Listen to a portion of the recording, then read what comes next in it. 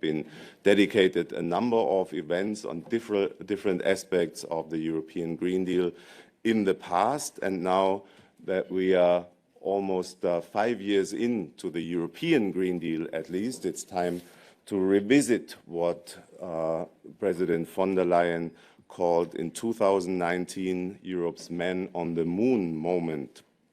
We are revisiting a period which at the time served probably two main goals, and that was of course, in the first place, to make our continent ready for the challenge of climate change, but also to re-inject into the European integration project some energy. You may remember that was a period when Europe came out of a multitude of Euro crises. It seemed to be a bit exhausted after all of that, and the hope and the narrative was that once again Europe will grow stronger, grow in strength, but also deepen its integration path as a result of this new crisis, which is not so new anymore, which was not so new anymore by the time, but where Europe found a consistent response under the name of the Green Deal.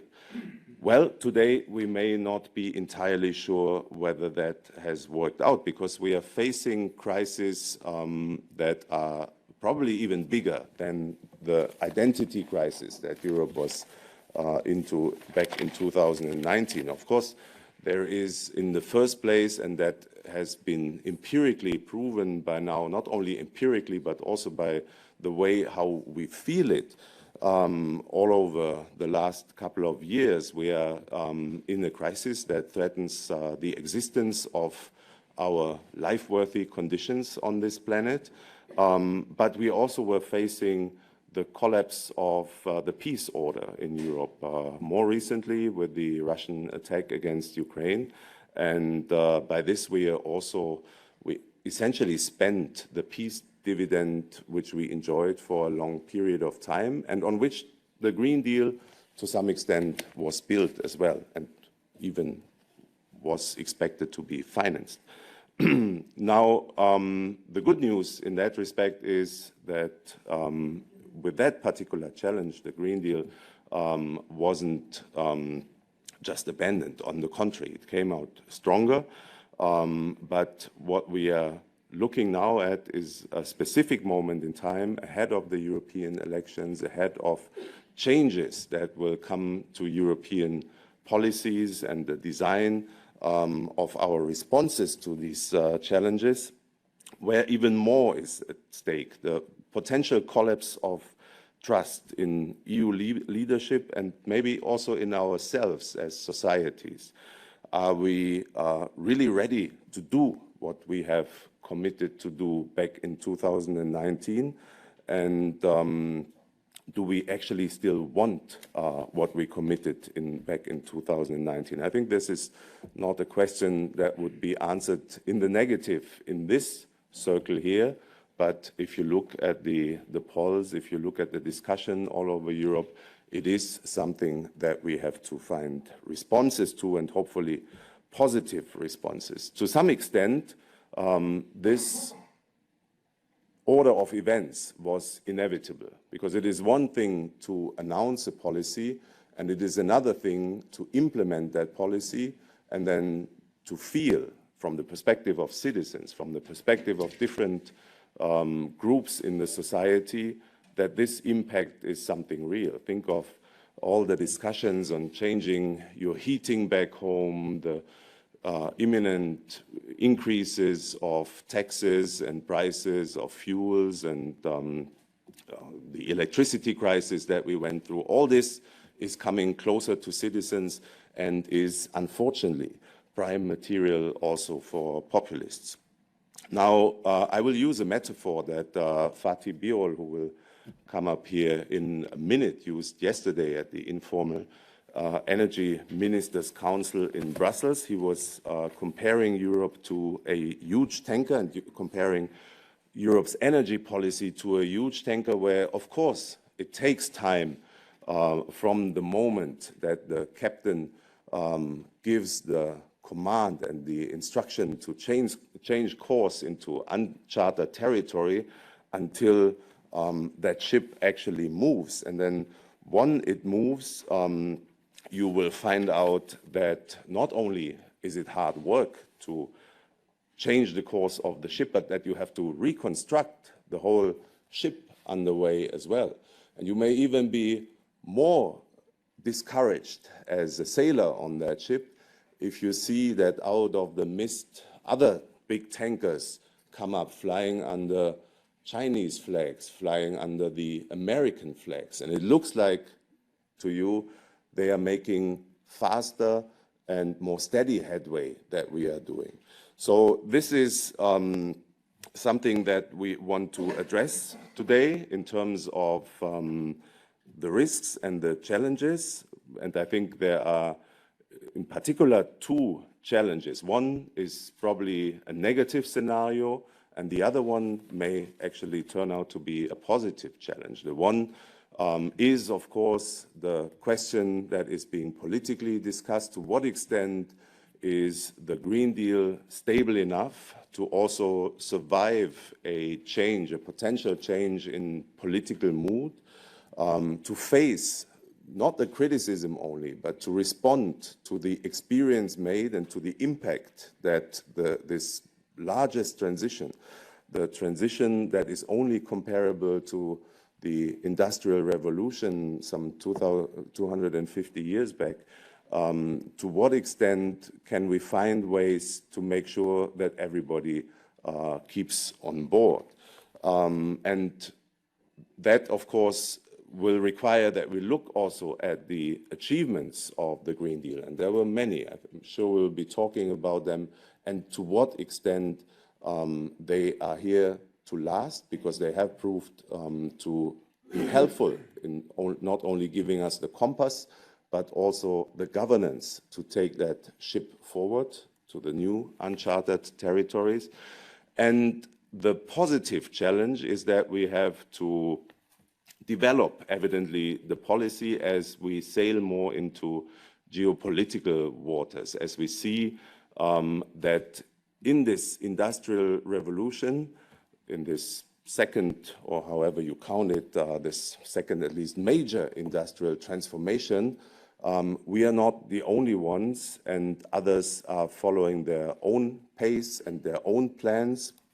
And ironically, it is the same industrial revolution that brought out Europe as a world leader in the course of the last centuries. That essentially is the reason why we enjoy a very luxurious lifestyle here on this continent. It's the same industrial revolution, the impact of which we have to tackle by implementing the Green Deal. So all of this underlines the historical moment that we are into, and we're very much looking forward to this fitness test that we engage in. We also engaged in this fitness test at the College of Europe. We gathered a group of researchers, of colleagues, of practitioners here at the college to come out with some reflections on the future of the Green Deal, on the future of energy and climate policy in Europe. We'll be discussing this in the second half of our conference. We'll be focusing on three major issues. One is the governance aspect, so to what extent the governance of the European Green Deal is robust and stable enough to take us also the next couple of sea miles into this uncharted territory.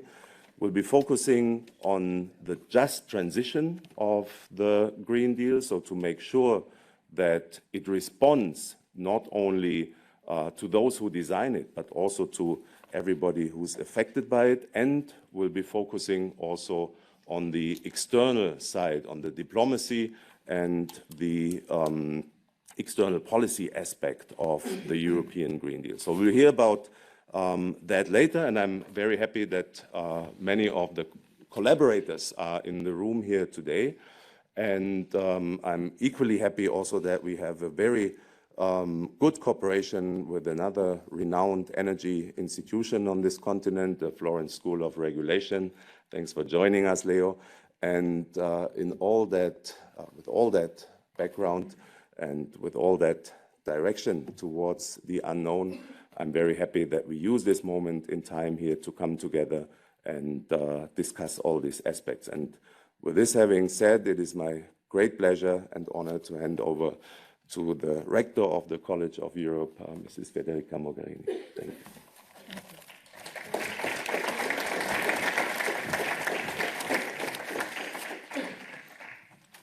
Thank you. Thank you very much, Dirk. It is a pleasure for me to welcome you all to this extremely important high-level conference for us. Let me start by thanking IBERDROLA for sponsoring not only this conference, but also this 4 years of work of our chair. To say that I am for sure in the room the one that knows the less about energy and climate policies. But so I will keep my welcome short and not to the point of the content of your works, but just to say how much of importance we attach to that in the college community at large, in our faculty, among our students.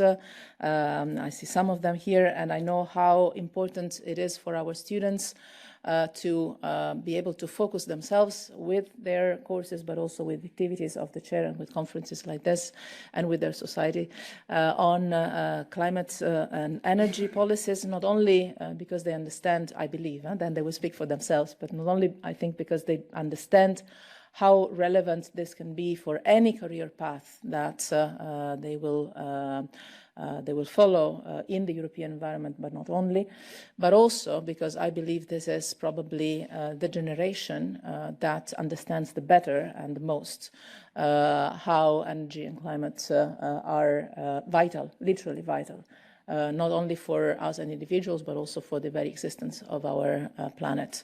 I sometimes use a little anecdote to explain how this generation actually is forging the views also of my generation and older ones, quoting my daughter, that sometimes when I mention things that we might do in work, in institutions or privately, 50, 60 years from now, or not me personally, but her, she says, Mama, don't worry. I mean, if we go on like this, 50 years from now, the world doesn't exist anymore. So why do you plan? And that was also my reaction, but actually, I think she's right, which is not really a cheerful way to start your day, combined with the weather, probably even less. But this to say that I think that the college, as such, helped by our faculty, the chair, and our students, has not only an educational and academic responsibility, but also, I would say, has a political moral duty to put this at the center of the work that the future generations of decision makers, of officials, of citizens in Europe and beyond will have in their toolbox, because you cannot work effectively on a policy if you don't have the tools to understand it, to change it, to shape it, or to criticize it. Then this conference comes at a very crucial time, just ahead of the European elections, where the future of the EU energy and climate policies will be more than it would have been foreseeable, quite at the heart of the debate. I think that this will be, as Dirk mentioned, one of the focuses of your days, of our days of works today. I think that this will be one of the main elements for the institutional transition, not the energy transition, but the institutional transition in this in the next 10 months. How the EU energy and climate policies, and in particular the Green Deal, the future of the Green Deal, will either survive or evolve or become sustainable with the new institutional cycle, with the new political environment that will design itself with the European elections. And here I think that in this room we are all very clear in our minds on how important it will be to keep the long-term goal of the green transition, but obviously also how to make it, I would say, sustainable from a public opinion point of view, an electoral point of view, will be one of the main challenges probably for the next institutional cycle that will be, and that will be key. And for me personally, and I will close with that, it is very interesting to see how climate and energy have transitioned, have moved in this last 10 years from being a sectoral policy to being a central mainstream element of all policies of the European Union somehow. I can share with you when I was in, well, it's not a secret for any of you, I think, when I was in Brussels, when we referred to strategic autonomy, we're mainly talking about defense and military, and today I can clearly say strategic autonomy starts with energy. I would say that there are very few sectors of EU policy that do not entail a major element of energy and climate policy at their core.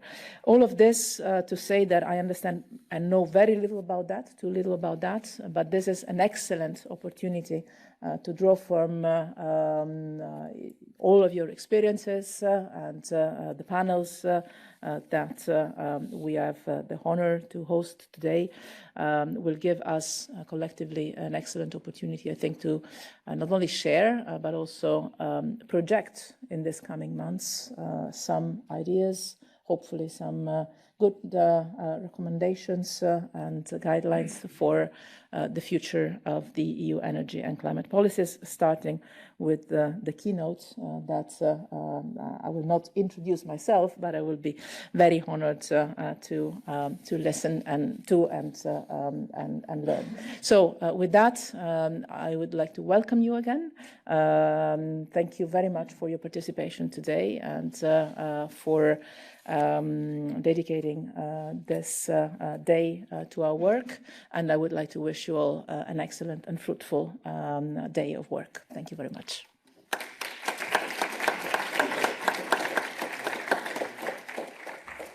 Thanks a lot, Rector. With this, it's my pleasure to hand over to an old friend of the college, to an old friend also of the energy activities at the college. You've been advising students on their career paths, among other things. And here she is, Mrs. Anna Gumbau, who will take us through the first part of this morning, and of course, now focusing on the keynote.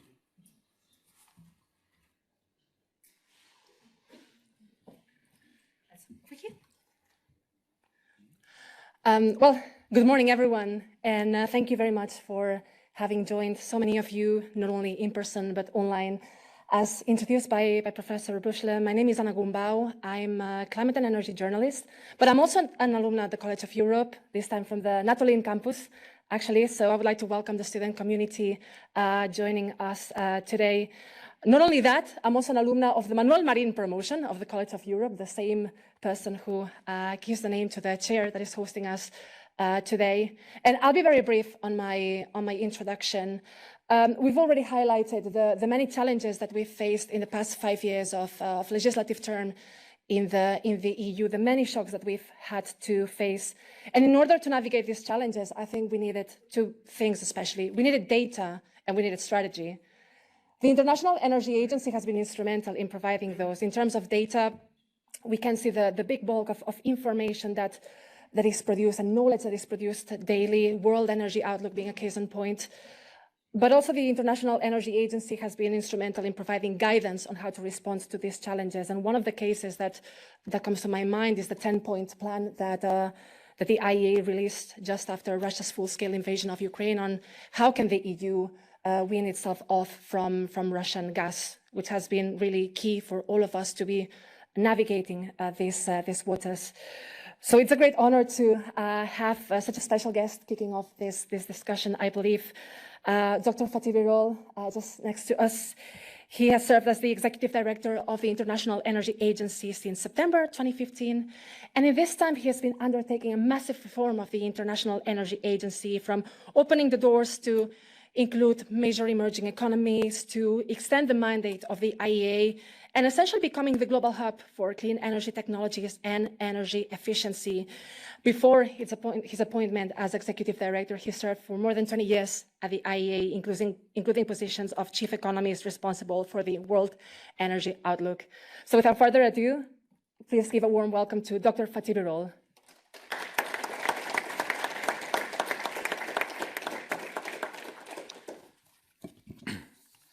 Madam Rector, dear colleagues, a very good morning to all of you. It's a great pleasure to be here.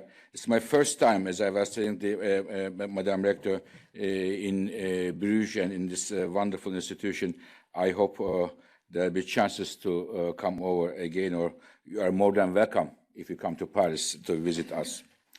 Dear colleagues, I think Mrs. Mogherini put it very, very nicely. Energy is now, for good or bad reasons, at the heart of the diplomacy, economy, defense, and, if I may say so, the competitiveness and social issues, for good or bad reasons. Now, in my just about 10-15 minutes, I would like to mention 4 dimensions here. First, what is happening in the world? I know that you are not always working on energy issues, but it is important to understand what is happening in the energy in the world, what is right, what is fact, what is just fake. This is one. Second, it is a bit of a important, how shall I say, one of the values of Europe. Democracy. We criticize ourselves. We are open to critics and self-critic. I want to look at the last 2-3 decades. In my view, we make 3 monumental historic mistakes, which implied a lot of negative points for our foreign policy, for our economy. What are those, in my view, 3 monumental mistakes Europe did? And third is, our moderator mentioned, after Russia's invasion of Ukraine, how we respond to that as Europe, and I think we have lessons to learn from that, and what is next for the next Commission, the next few years to come. First of all, the world. Dear colleagues, at the IEA, one of our biggest advantages is, if not the biggest, we have all the energy and climate data at our fingertips. If you ask me how much coal is consumed in Indonesia last month to produce cement, I can tell you. If you ask me what is how much investments in solar went in Texas, in the United States, I can tell you. How many electric cars were sold last month in China, I can tell you. So, looking at all this data, I can tell you very simply, the world is moving fast in terms of clean energy, and faster than many people realize. Let me give a couple of headline numbers. In the world, last year, we built a lot of new power plants, electricity plants, for our electricity needs, entire world. 85% of all new power plants, electricity plants, were renewables, mainly solar.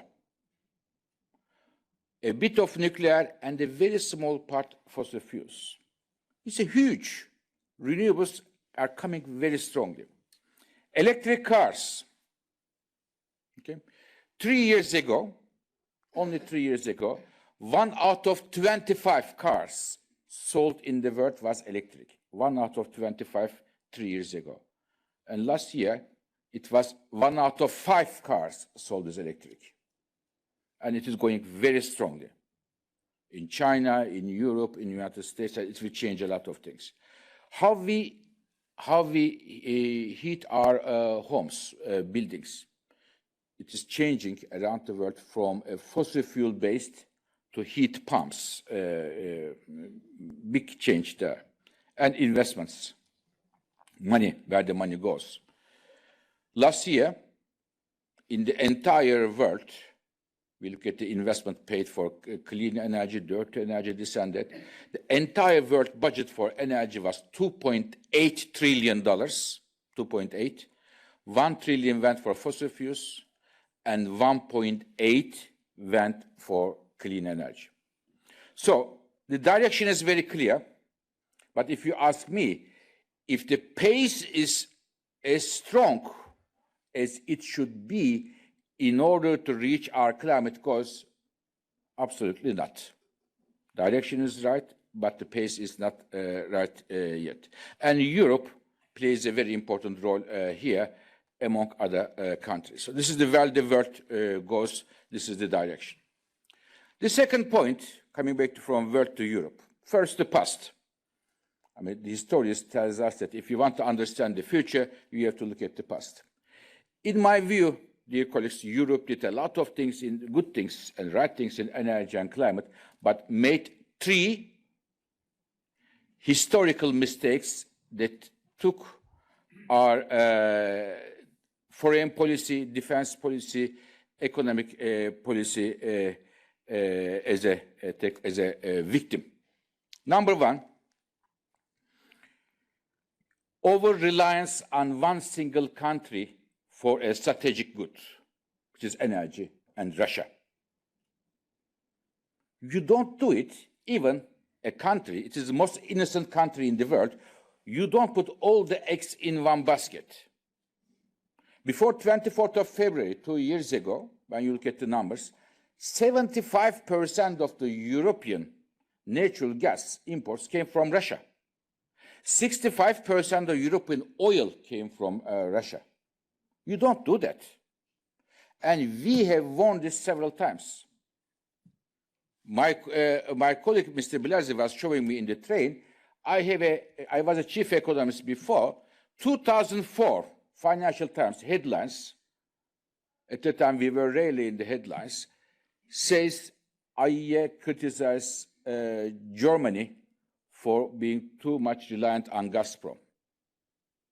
And this is what we are paying now. You don't do it. This is a historic strategic mistake that Europe did, and this will have many repercussions. Number 2, I mentioned to you that the solar is the winner today. In the energy world, there is for the people who work on energy years, there is a motto, there was a motto, I should say, coal is the king. For me, it is over. I call it now the solar is the queen, because solar is the winner. 60% of all power plants in the world comes from solar. But, there's a big but there. The solar panels that we use, more than 85% is manufactured in one single country, which is China. China dominates the game. And where is the problem? The problem is the following. We have a well-established, well-known Italian former politician here with us. We have many Italian colleagues here. In fact, dear colleagues, it was Germany, okay, Spain, Italy, some 25 years ago started the solar adventure in the world. Solar has started with Europe. We were the leaders, manufacturing. But after a few years, governments dropped the ball, and China took it over. And China dominates the game around the world now. Big time. Developing a technology is running a marathon. Okay? A marathon is 42 kilometers. If you want the gold medal, you have to finish the 42 kilometers the first. Europe finished the first 10 kilometers first and didn't get anything, but China get the gold medal now. So therefore, in my view, it was a huge mistake.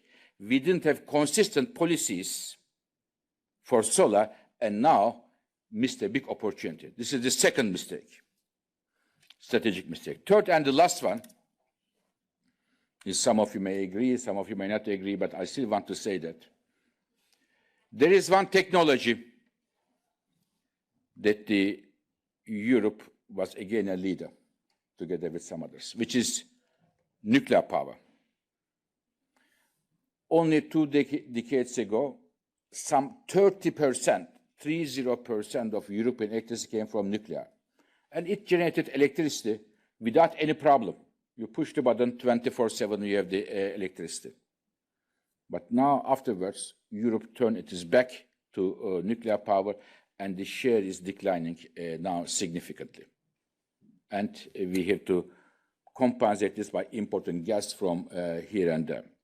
So these three strategic mistakes, namely over-reliance on one single country, second, not to follow the solar technology to the end, and the dropping the nuclear out of our policy box, had many implications for European energy and European sovereignty, if I may say so. This is the second point I want to mention as a part of the learning from history. As I said, one of the best core values of Europe is democracy. We have to be able to criticize ourselves and learn from them. The third point I want to make is about 24th of February 2 years ago. It was a turning point for many things, but also for our energy policy. Dear colleagues, we should not underestimate what the European Commission, European governments, and European institutions achieved in 2 years. It's a big, big, big congratulations to all of them. When our colleague mentioned, we, after 24th of February, first week of March, we made a 10-point plan. And I released it together with President von der Leyen. What Europe should do to avoid the recession, say no to Russia, and at the same time still be in line with our climate targets. What can we do? 10-point plan. Very practical things in a short period of time. And from Moscow, we heard, we were honored, that saying that Europe, if Europe is going to freeze, and European economy will be demolished. Now, when we look at 2 years later, Europeans didn't freeze, and European economy didn't go through a depression. European governments acting in solidarity and unity, taking very good positions in many parts of the energy and climate, nimble, which we don't see a lot in Europe, nimble policy actions, accelerating the installation of renewables, improving energy efficiency, including the heating at home, and in some countries, we were able to convince them. I have to here congratulate the Prime Minister De Croo, extending the lifetime of nuclear power plants, not shut them down, even Bundeskanzler Scholz for 1 year, and many other policies. Europe didn't freeze, European economy didn't collapse, and we were able to reduce the reliance on Russia big time. Big time. Still, we import some energy from Russia, but it is coming to an end very soon. This is a big thing. Because energy sector is a very, very slowly moving sector because you have the infrastructure here. To change the direction of energy policy takes time. It is like, as I mentioned yesterday in Brussels in a speech, changing the direction of a big tanker in the ocean. It takes time to change the direction. But there are some sectors, such as the electronics, IT, the telephones. It is like a bicycle. You can change it very easily, the direction. But energy sector is very, very difficult. So I big kudos to European governments, a big bravo, and I hope we will continue that. Our economy didn't collapse, people didn't freeze, and at the same time, we were able to reduce the reliance on Russia big time. What was the biggest factor here? There are many factors. IEA gave advice, discounted it, this, blah, blah. Biggest factor for me was the European solidarity. When there was in such cases, when there's a panic situation, with Russia 24th of February, many people didn't expect, it could have been that we could see Europe like a Wild West. Everybody looks after himself or herself. It didn't happen. They came together and they moved together. And this unity is something to be appreciated in my view. Dear colleagues, with this I will come to my last point. Now, we didn't have big negative impacts, but we had some bruises in our bodies. What is that? It is the following. Unfortunately, our economies in many European countries, our industries were modeled, were based on the cheap, abundant Russian energy. And industry sector today, moving from Russian energy to other sources would mean the cost of energy is higher. And this is, for now, a major problem for the competitiveness of European industry sector, especially energy-intensive sectors, such as the petrochemicals, such as the cement, such as aluminum, car manufacturers, because they have to compete with the United States, where the price of energy, or China, 3-4 times cheaper. And their cost of production in Europe is more expensive, and how they can compete with the others. This is a big challenge. Now, it is the reason I believe there is a need to rethink our industrial strategy. This is a key reason. And there is another reason why we have to think about our industrial strategy, which is, while our existing industries, current industries, have a difficulty to compete with the existing traditional industries of China or United States, there are also the industries of the future is coming, which is the electric cars, which is the solar panels, windmills, heat pumps, electrolyzers for hydrogen. And here, China dominates the game. In terms of manufacturing of these new industrial products, China's share is on average 75%. And United States, with the Inflation Reduction Act, this is a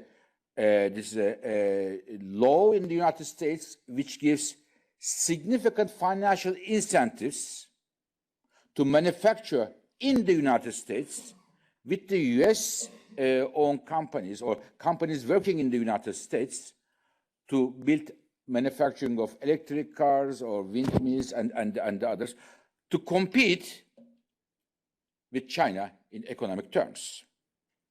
And where is Europe? Here, we are not yet there.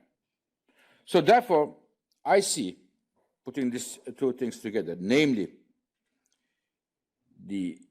how we make our existing industries, car manufacturers, petrochemicals, cement, and others, to bridge the cost gap between Europe and US and China and the others, because they are the center of our economy and center of employment.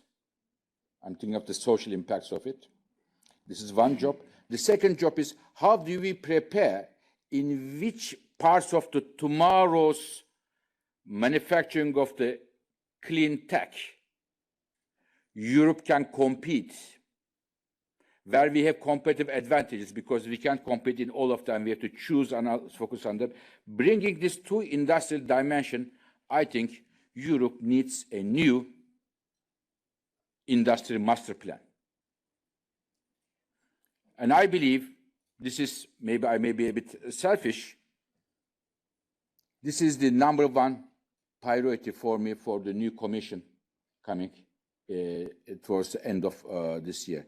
Building coming up, designing a new industry master plan, which keeps the European industry competitive,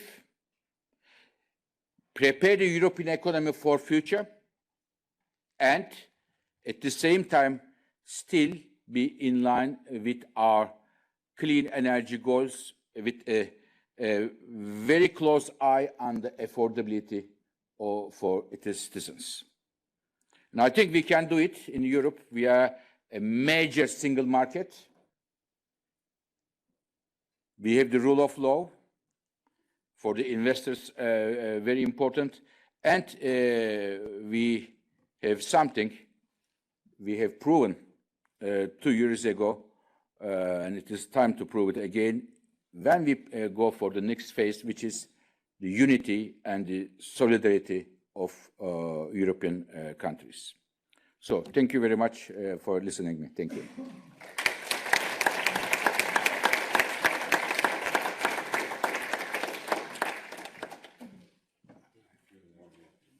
Before you take over, I just wanted to announce that our internet is back on. So we're joined by over 140 participants online. Welcome to those as well. Excellent. Thank you very much, Professor. And thank you very much, Dr. Birol, for, I think, a very, very honest and open assessment of this past 5 years and also on the way forward. I would like to allocate a little time for questions from the audience, also for those of you joining online. But maybe I would like to ask one question first, which is, we're talking about the global clean energy transition and Europe's role on it. And something that we see, that we've seen also in the past years, is how Europe has stepped up its partnerships with African countries to support them in their respective clean energy transitions. In this framework, in the framework of the European Green Deal, what could you tell that Europe, the EU, could do for Africa and the African countries? What can you tell us about that? And thank you. So Africa, when I look at Africa, again, the numbers, one of the biggest injustices in the world. I give you one number since we are in Belgium. Look, think about the map, Africa map. In Africa today, 1 out of 2 persons don't have electricity. Think about without living with electricity. Another fact, in terms of the solar radiation, the biggest solar radiation in the world is in sub-Saharan Africa. And solar is the cheapest source of today electricity generation. Yet, look, the amount of electricity from solar we produce in the entire sub-Saharan Africa is less than solar electricity we produce in Belgium. Okay, think about Belgium. It's a great country, but have the size of Belgium. And sub-Saharan Africa, and you produce less electricity from solar in sub-Saharan Africa than in Belgium. This is bizarre. This shouldn't happen. And considering the weather in Belgium. And considering the weather in Belgium, especially in Bruges. So this is really, really heartbreaking. And there is another thing. Today in sub-Saharan Africa, 4 out of 5 families use primitive cook stoves for cooking. Especially women. When we talk about gender issues, I don't know where the gender movements are. So, and by using wood, agricultural waste for cooking, there are a lot of toxic materials come air, and the women get sick. And this disease is coming from the cooking is one of the 2 reasons for premature death for women in Africa. Every year, 500,000 women die premature in Africa because of this primitive cook stoves using with wood. And we have calculated to fix this problem requires only $4 billion. You know what is $4 billion? In Europe, in the last 2 years, we built a lot of LNG terminals in Europe to get LNG from United States, from Qatar and elsewhere. So one LNG terminal to build, we built 13 of them in 2 years. Building one LNG terminal costs 25 billion. So with 4 billion, you change the life of women in sub-Saharan Africa. And it is the reason why I am convening a major summit in Paris on 14th of May, co-chaired by the President of Tanzania, President Hassan, Prime Minister of Norway, Støre, the Adesina African Development Bank, and many, many, many heads of states to find a solution to this for once and forever. And for Europe, it is very important. Africa is our neighbor. We should be there. We should solve this problem. It's a low-hanging fruit. We cannot tell Africa, do this, do that only, but support them. If we are not there, we see that some other people are there, sending this and sending that, and it is very important for us to have a stable neighbor. This would help us have for the foreign policy, addressing the issue of immigration and many other things. So therefore, I believe Europe should have a specifically well-designed Africa energy policy to support them. And this is the way we can work with them. This is a very nice, in my view, diplomatic bridge between Brussels and Africa. Thank you. Thank you very much. I already noted one question here in the room. All right, we have, okay, because I would like to take then first question, then I have a question from online, and then I can move to this side of the room. Is that okay? Yes, please. Over here, if you can raise a hand. Oh.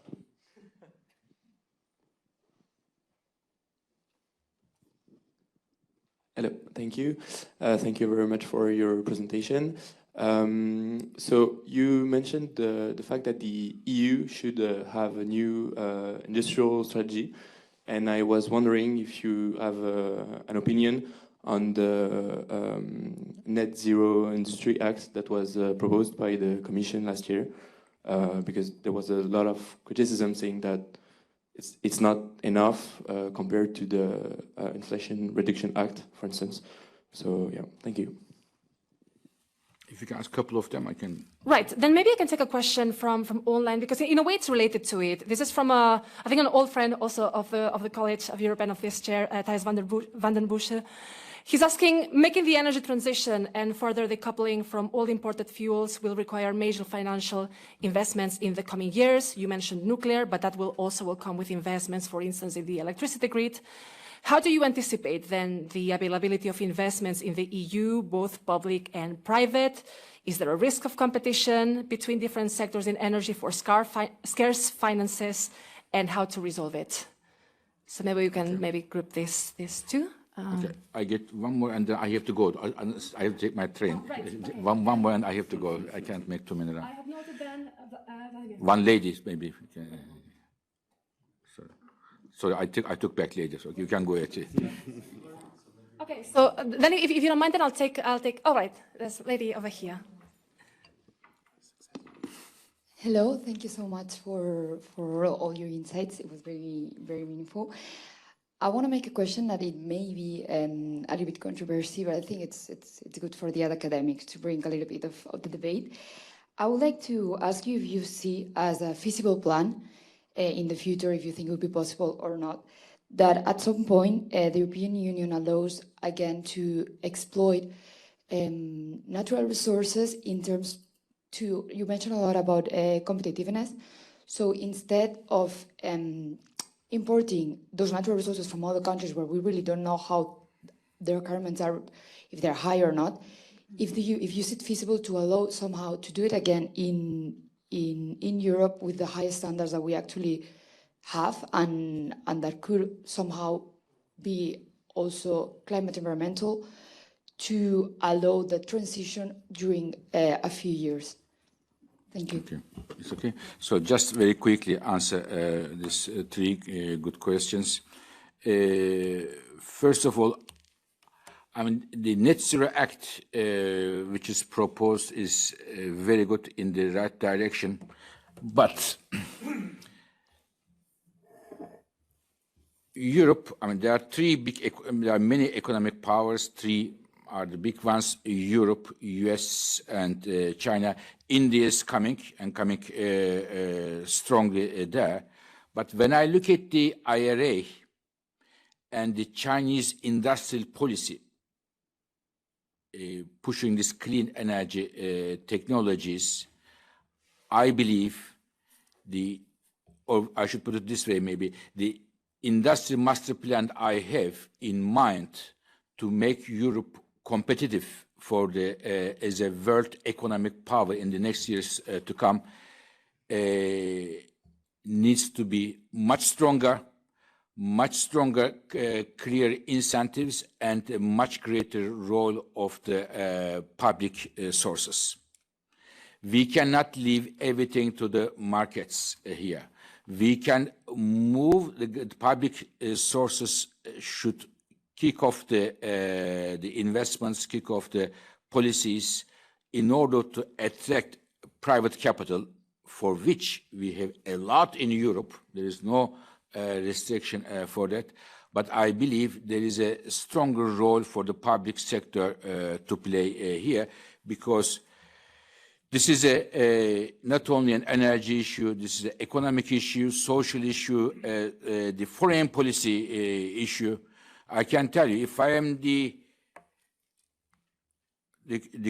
commissioner, how do you call it, the high-level representative of Europe, the foreign minister of Europe, if I sit in a negotiation with my counterpartners as Europe, who has a very strong clean energy manufacturing at home, and my reliance on energy to other countries are minimized, I would sit much more comfortably in my chair in those negotiations than somebody who has to import 70% of the gas from here, 80% of the solar there.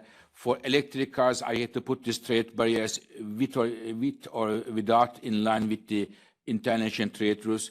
It is, you cannot sit so comfortably on the chair. Just to put in a context, so it is an important issue. It is beyond the economics. It has many dimensions. I believe the industrial master plan should be much stronger financially and also politically. Whether Europe has enough private capital, no worries about that. I have zero worries on that. We have enough capital in Europe. The issue is, are we going to be able to put the investment framework to get this to the market? We have many European successful companies in terms of, for example, renewables. Somebody sitting next to me is coming from a company which has proven in Europe and in Latin America and elsewhere being a champion. Very, very clear. But you have to put the right policies in place to attract this capital. From a capital sufficiency point of view, we have no problem whatsoever. What we are lacking is to show the muscles of being a single market and having the right incentives there. Last question. Should we produce fossil fuels in Europe in the right way in the meantime? It is a commercial decision. If it makes economic sense, and in my view, if the lifetime of those investments is not very long, if from a commercial point of view, if you have to wait 30 years to get the return of these investments, it may be, in my view, a bit risky. But if there are already some discovered fields, gas fields, oil fields, like in, for example, in Norway, in some cases, to put more money there from the existing fields and get more oil and gas, reduce the imports from the other countries in an environmentally sustainable way is, in my view, a bright idea that I would support. So if you agree, I would like to go to the train. So this is, but I want to finish by, if I may I say one more thing at the end? I want to finish by saying that we are, and you are all lucky to be citizens of Europe. I was telling the Madam Rector, Europe is a place where we, since we have the democracy, we criticize ourselves, everybody criticizes us, we are very soft and we listen to everybody, this is very good, but it doesn't mean that we are weak. Okay? So we have to show our unity, the core values of Europe, from the human dignity to the democracy, from democracy to solidarity, are extremely important. And the institutions like this one carries forward those core values. And if you wish, I'll be very happy to come again if I can, and to discuss the energy climate issues and beyond. And I thank you very much once again for your time. Thank you.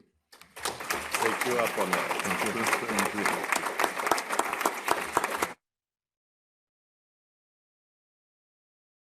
Right. Well, thank you very much, Dr. Birol. I think this is a very strong message to end our little conversation with. So thanks a lot for having joined us. And yeah, I'm sure there's going to be many other chances to welcome back in the future. So thanks a lot. Thanks also to all of you who have asked some questions, and apologies that we didn't find time to get more of them. But we have some great speakers also coming up for the next panel discussion. So let's keep the questions coming in. And just, if you could give us just a couple of seconds to transition to the upcoming panel. Thanks a lot.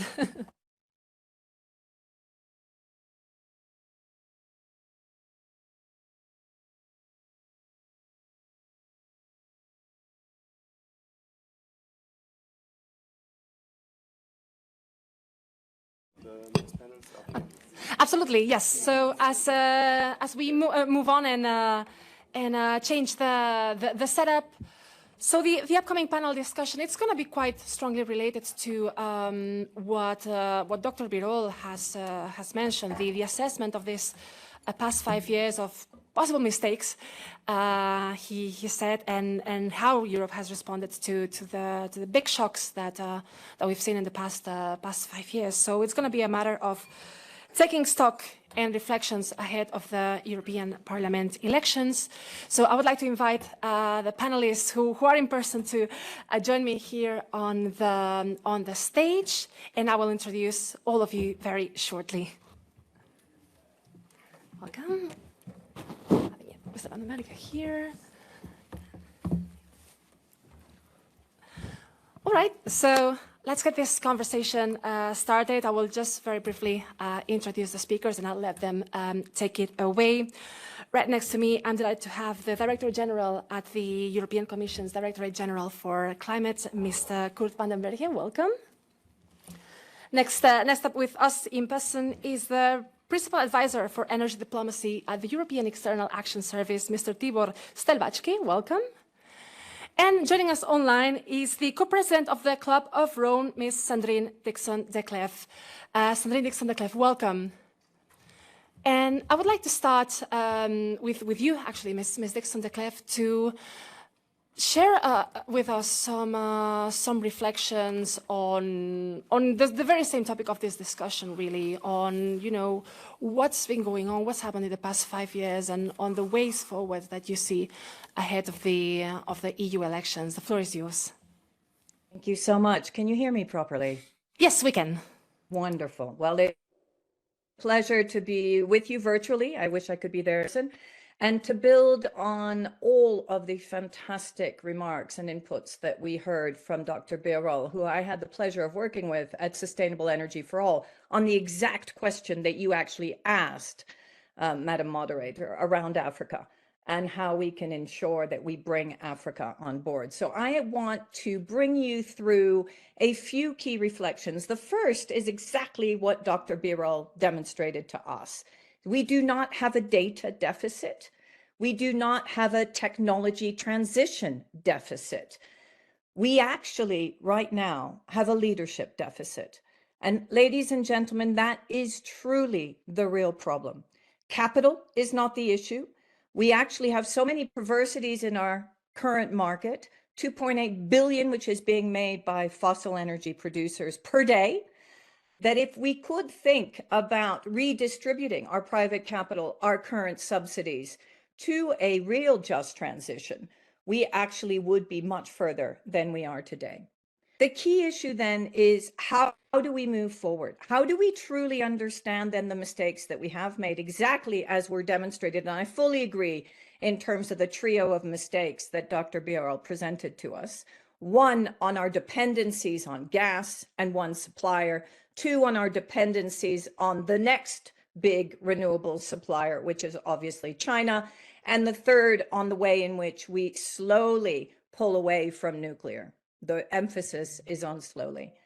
What we need to do now is ensure that our leadership stands firm in terms of anchoring the European Green Deal in the single market and ensuring that it brings forward and uses both its social underpinnings and its environmental underpinnings and its values as the real foundation for the European Green Deal.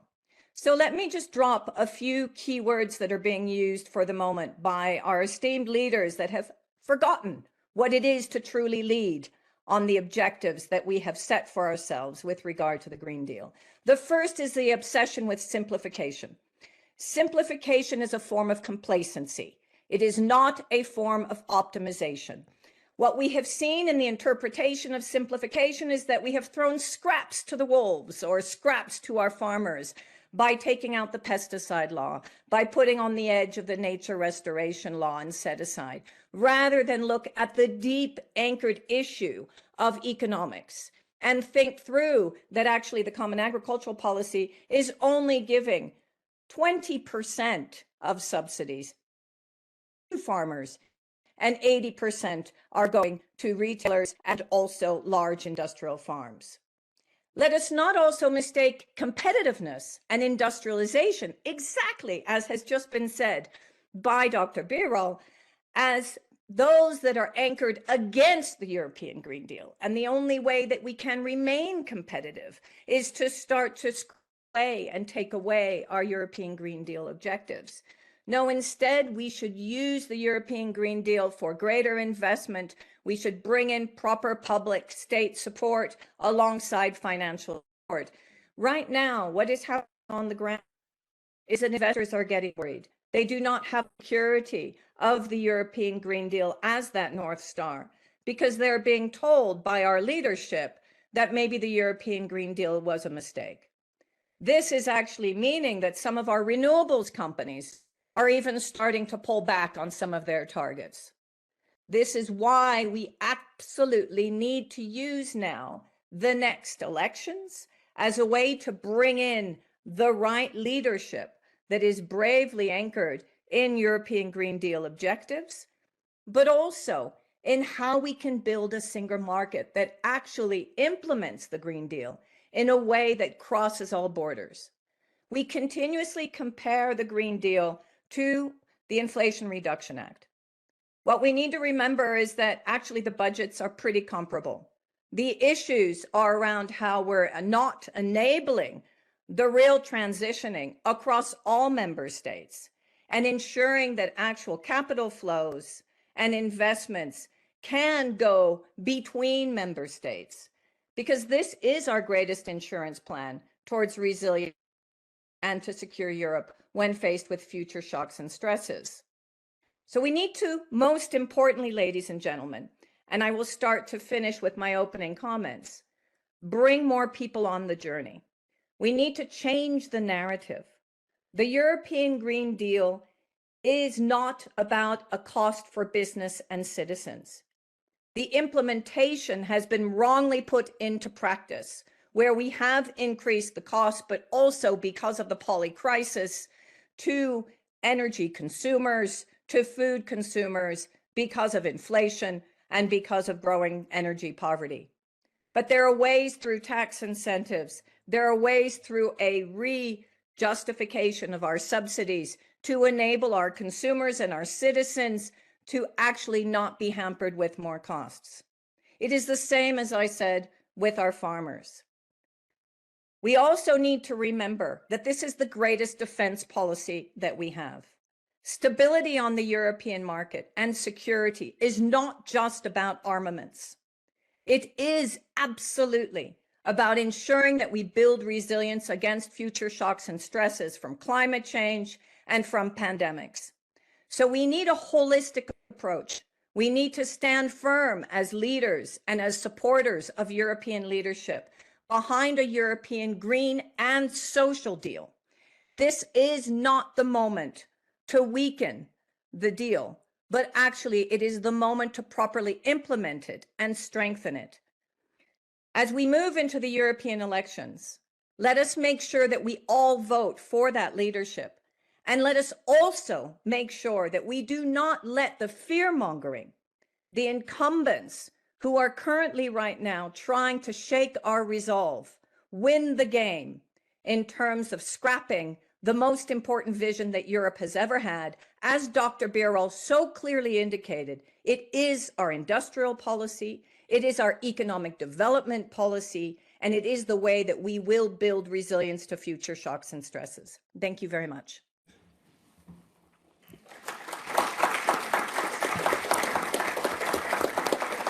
Thank you very much, Ms. Dixon-de Clef, for already very strong message and a lot of important points for discussion on the table.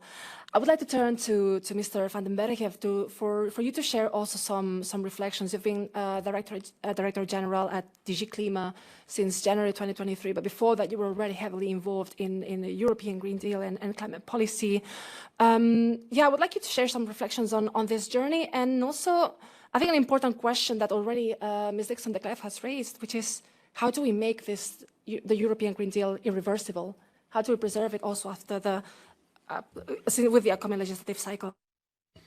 Thank you, Anna, for having me today. Very happy to be here. A lot of good things have been said by Sandrine and by Dr. Birol, and I'm very happy to be here with my good colleague Tibor from the Europe's diplomatic service, because we work hand in hand on the internal and external dimensions of our policy. I'd like to turn back to what Dirk Buschle said in his opening remarks. Dirk said that the greenlash that we're currently seeing was inevitable, and that's true. But it is not fatalistic. It is not fatal. We've seen pushbacks before. When we launched the European Green Deal in 2019, a few months later, we had the COVID crisis. And then there were quite a number of leaders, both in politics and in the corporate world, that said, well, shouldn't we row back a little bit on this Green Deal? We didn't do that. Actually, the Green Deal became the main priority for recovery and resilience funds, which actually mobilized more funding for the Green Deal. We then had the dreadful invasion by Russia of Ukraine. Again, there were voices who said, are we on the right track with this Green Deal? Can we afford this? Actually, we doubled down. Dr. Birol mentioned it. REPowerEU was the right answer to this crisis. Then in 2022, we had the IRA coming. Lots of panic in Europe. Many were saying, oh my God, what does this mean for Europe? Did we succumb to pressures to slow down? No, on the contrary. We are accelerating our policy action. And I think what we have achieved with the European Green Deal is that first, the transition is now irreversible. Because we have put it into binding law. We have democratically agreed with 27 member states and the European Parliament that our continent will be climate neutral by 2050 and become climate resilient. And we have a target, a binding target for 2030, minus 55% emission reduction. We have a plan to get there. We know how to achieve our targets by 2030, and we are on track. I can say today with confidence we are on track. We have reduced emissions since 1990 by more than 35%, while our economy grew by almost 70%. We are decoupling our economic growth and welfare from pollution. At the same time, and by the way, we published our figures on the results of the emission trading system in 2023. We have reduced emissions by a whopping 15% in 1 year. The ETS that we have agreed for 2030 requires us to reduce emissions by 4.4% per year. We have reduced by 15% in 1 year, thanks in great part to the surge of renewable energy in Europe, also thanks in output reduction, which is not a very good news. We have to be very clear about this. That's why the industrial policy and the reindustrialization will become so key for us. At the same time, what do we see? We see that unemployment is historically low. When I graduated in the 1990s, unemployment was the big issue. Today, Companies are looking everywhere for people and for skills. Investments are increasing. Private investments are increasing. And what you may want to know is that in January this year, 2024, we had the highest trade surplus in 20 years. We also have other indicators that are not looking good. Again, industrial production is on decline, and we have to be very careful about this. So what it means is that we have a plan, we have a vision, we are on track, we will continue. I should say that there are worries and concerns in the business world and in the public that are legitimate. In the business world, I do not encounter any business leader anymore that is questioning the need to decarbonize. There is a very strong general commitment to decarbonize. It's no longer the what that we discuss, it's the how. And I understand this. This is legitimate because companies, until 2-3 years ago, were not facing this global competition. You know, we've been so good with the European Green Deal that the US, China, and even Africa is copying us. And that means competition. Competition is good. Competition is necessary for the climate, but it has to be on fair conditions. And we're not certain that these conditions are fair. So that's what we need to look at and make sure that we indeed have a reindustrialization policy for Europe. By the way, the Green Deal and the greening is a modernization agenda. It's an agenda of modernization. Even if you don't have the climate imperative, you would need to modernize your economy. Otherwise, you stay behind. So the climate action and the Green Deal is actually a pretext and a reason and a justification for having, for once, a real industrial strategy at European level. And then, as far as citizens are concerned, and I'll close with this, we see understandable concerns about the cost of living and what will be the cost to households of this green transition.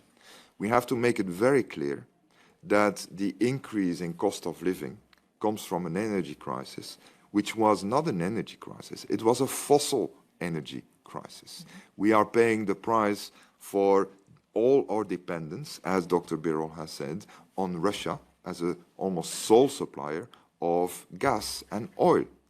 Do you know that in 2022, our import bill for fossil fuels was 640 billion euros in 1 year? 640 billion euros for importing oil and gas and coal, which we burn, it's gone, and we don't profit from it anymore in the future. So that's the cost of living. And we know with the right arguments, we can convince households that actually going in this green transition is an upfront cost. But the total cost of ownership is economically very advantageous. But we have to make that argument, and we have to make sure that everyone in society has access to the benefits and the dividends of the green and climate transition. We have instruments in place for this, which we are developing. I'll be happy to enter into more details if there is an interest for this.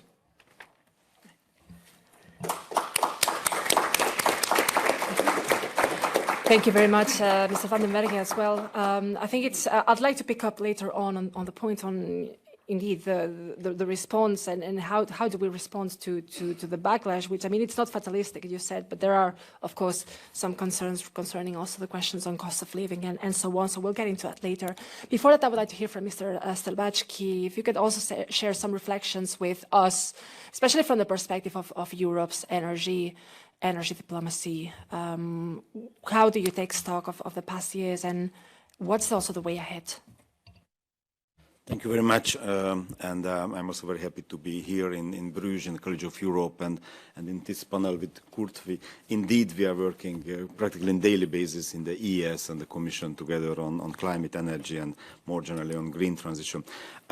Before maybe moving to energy diplomacy directly, it just in my mind from the very beginning of this panel, one thought, and this is maybe so evident that we are even not mentioning very openly, very vocally. And this is that why this whole green transition is happening and why we need this transition in Europe and outside of Europe. And this is, of course, the climate change and the impacts of the climate change. So, and my very strong point is what I always mentioned in the climate change is not something for the future in some remote area in the world. Climate change is happening right and here, right now and here. And it's just enough to say about the heat waves or the flash floods. Some years ago in Belgium and Germany, more than 100 people died because of flash flood, which is a result of these extreme weather events and the climate change. So there is no any other chance, just we have to be an engine of this green transition, climate transition and energy transition of it. And we have to do it in a way that to encourage and to assist and to work together with the rest of the world to do this. Why? Because if we look at the emission, we all know that Europe is responsible for something 8% of the global emission. If you put together the historical data, then even in this case, this is somewhere 15 or 16% of this. So nowadays, 90% is of the emission coming from other parts of the world. So the success of this response to the climate change is very much depends on the external dimension as well. What is needed for this? I think the ultimate goal is really a successful European transition. If in Europe we are successful with the green transition, then it will be an example for the rest of the world. And then they will also follow this for their own interest, not because of this is Europe or the North is saying that we should do this, but this will be the self-interest of this country, so they will do this. So that's why this is extremely important that the climate policy in Europe is successful. I fully agree with what Kurt mentioned, that I think that this is crystal clear that the Green Deal is irreversible. So as it was decided in 2019, despite of the very heavy crisis as a pandemic and also the implications of the war, Russian aggression in Ukraine, Europe was able to agree with all the legislation needed for this. I think that if you look at also the COP28 last December in Dubai, it's also demonstrated that with a very big influence of Europe to the outcomes of the COP28, this is a very positive international developments what's happened there in Dubai last December. Why? There are many elements, but I would like just to mention one, that there is one sentence in the outcome, and this is the transition away from fossil fuels on energy systems. And this is, I would say, maybe I don't want to exaggerate and use too big words, but this is a revolutionary thing. Because from now, the world is talking about the how and not about the what. So there is the transition away, it is on the table, and we are discussing also in the climate and energy diplomacy how to do this.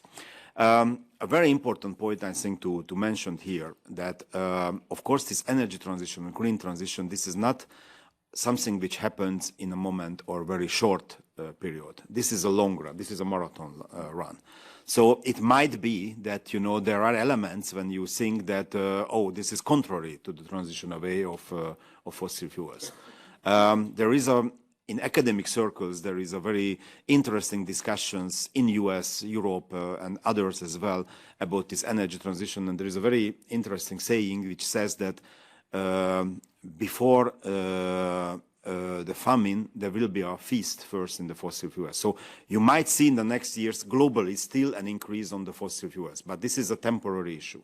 This is definitely a temporary issue. And then as the IEA, who we mentioned here that there is a data and they have all this data, they very clear that before the end of this decade there will be a top, there will be a high in the fossil fuel, and then it slowly will start to decrease. So we have to prepare for this. We have to facilitate this from our tools in Europe. And climate and energy diplomacy is doing this exercise mainly. Maybe just one point at the end that also in relation to the irreversibility of not. in March, the Foreign Affairs Council, so the foreign ministers of the EU27 adopted a Green Transition Council conclusions, which first of all stated that there is no any change on the Green Deal, so on the targets on the climate neutrality and also on the targets of 2030, but it gives a quite detailed description how we can move globally, how Europe can support this transition globally and to help to really to achieve the Paris Agreement goals and also the transition away from fossil fuels. Thanks.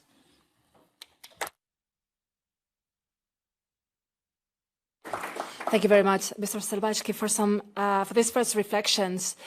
I would like to turn back to the question on the possible factors that can make or break the European Green Deal in the future. And one of them has already been mentioned, which is the backlash coming from certain pressure groups. So I would like to maybe just bring it back to this question, which is how can we, make sure that we maintain the European Green Deal? How do we make it irreversible? And how do we best respond to this criticisms? I would like to bring back, indeed, Ms. Dixon de Clef has already her hand raised, so I would like to give you back the floor. Thank you for that question. And I hot off the press, maybe I can refer to the single market report that's just been published by Professor Letta that we actually had a conversation with. And so one of the ways that I would say that is that we need to stand firm. Here's an example of how we're not standing firm. In the report, security is mentioned 19 times, defense 7 times, competitiveness 7 times, transition once, climate once, green once. What is happening right now is that our leadership is so scared of this pushback that instead of standing firm and continuing to stand behind the European Green Deal, the language, which is fundamental, but also the fundamentals of the Green Deal itself, which is the legislation, rather than start to whittle away pieces and come out with new reports that never make links to the Green Deal. Personally, I believe that this is absolutely the wrong way forward and already is giving a signal to the market, which I can promise you in discussions with investors, which is that they are actually starting to shift out of renewables. They're shifting out back into fossil energy because they're seeing higher profits and they're not seeing stability behind and also political leadership behind the Green Deal. This is unbelievably dangerous. So the one way to do this is stand firm, create a system and holistic approach across all the existing reports that are coming out now that continue to support a Green Deal.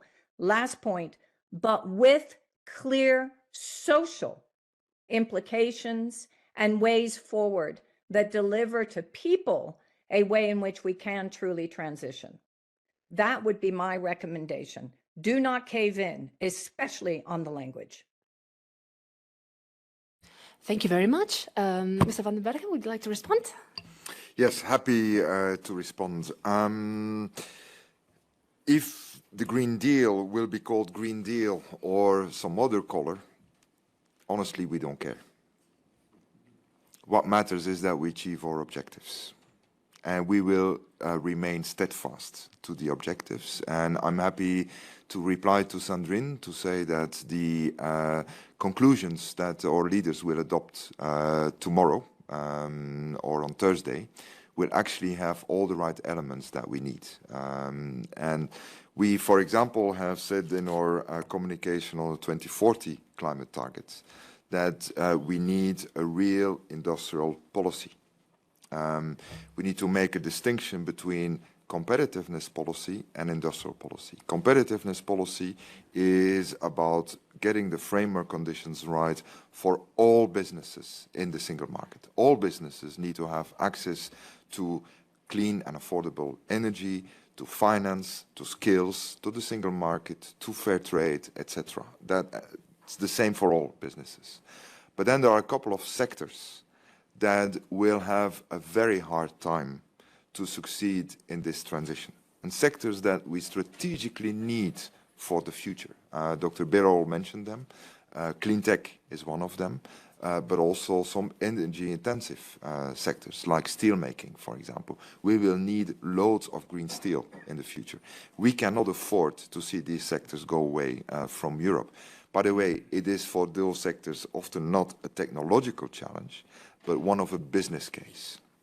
So what we need is a targeted industrial policy that helps those sectors get across that transition and succeed in Europe.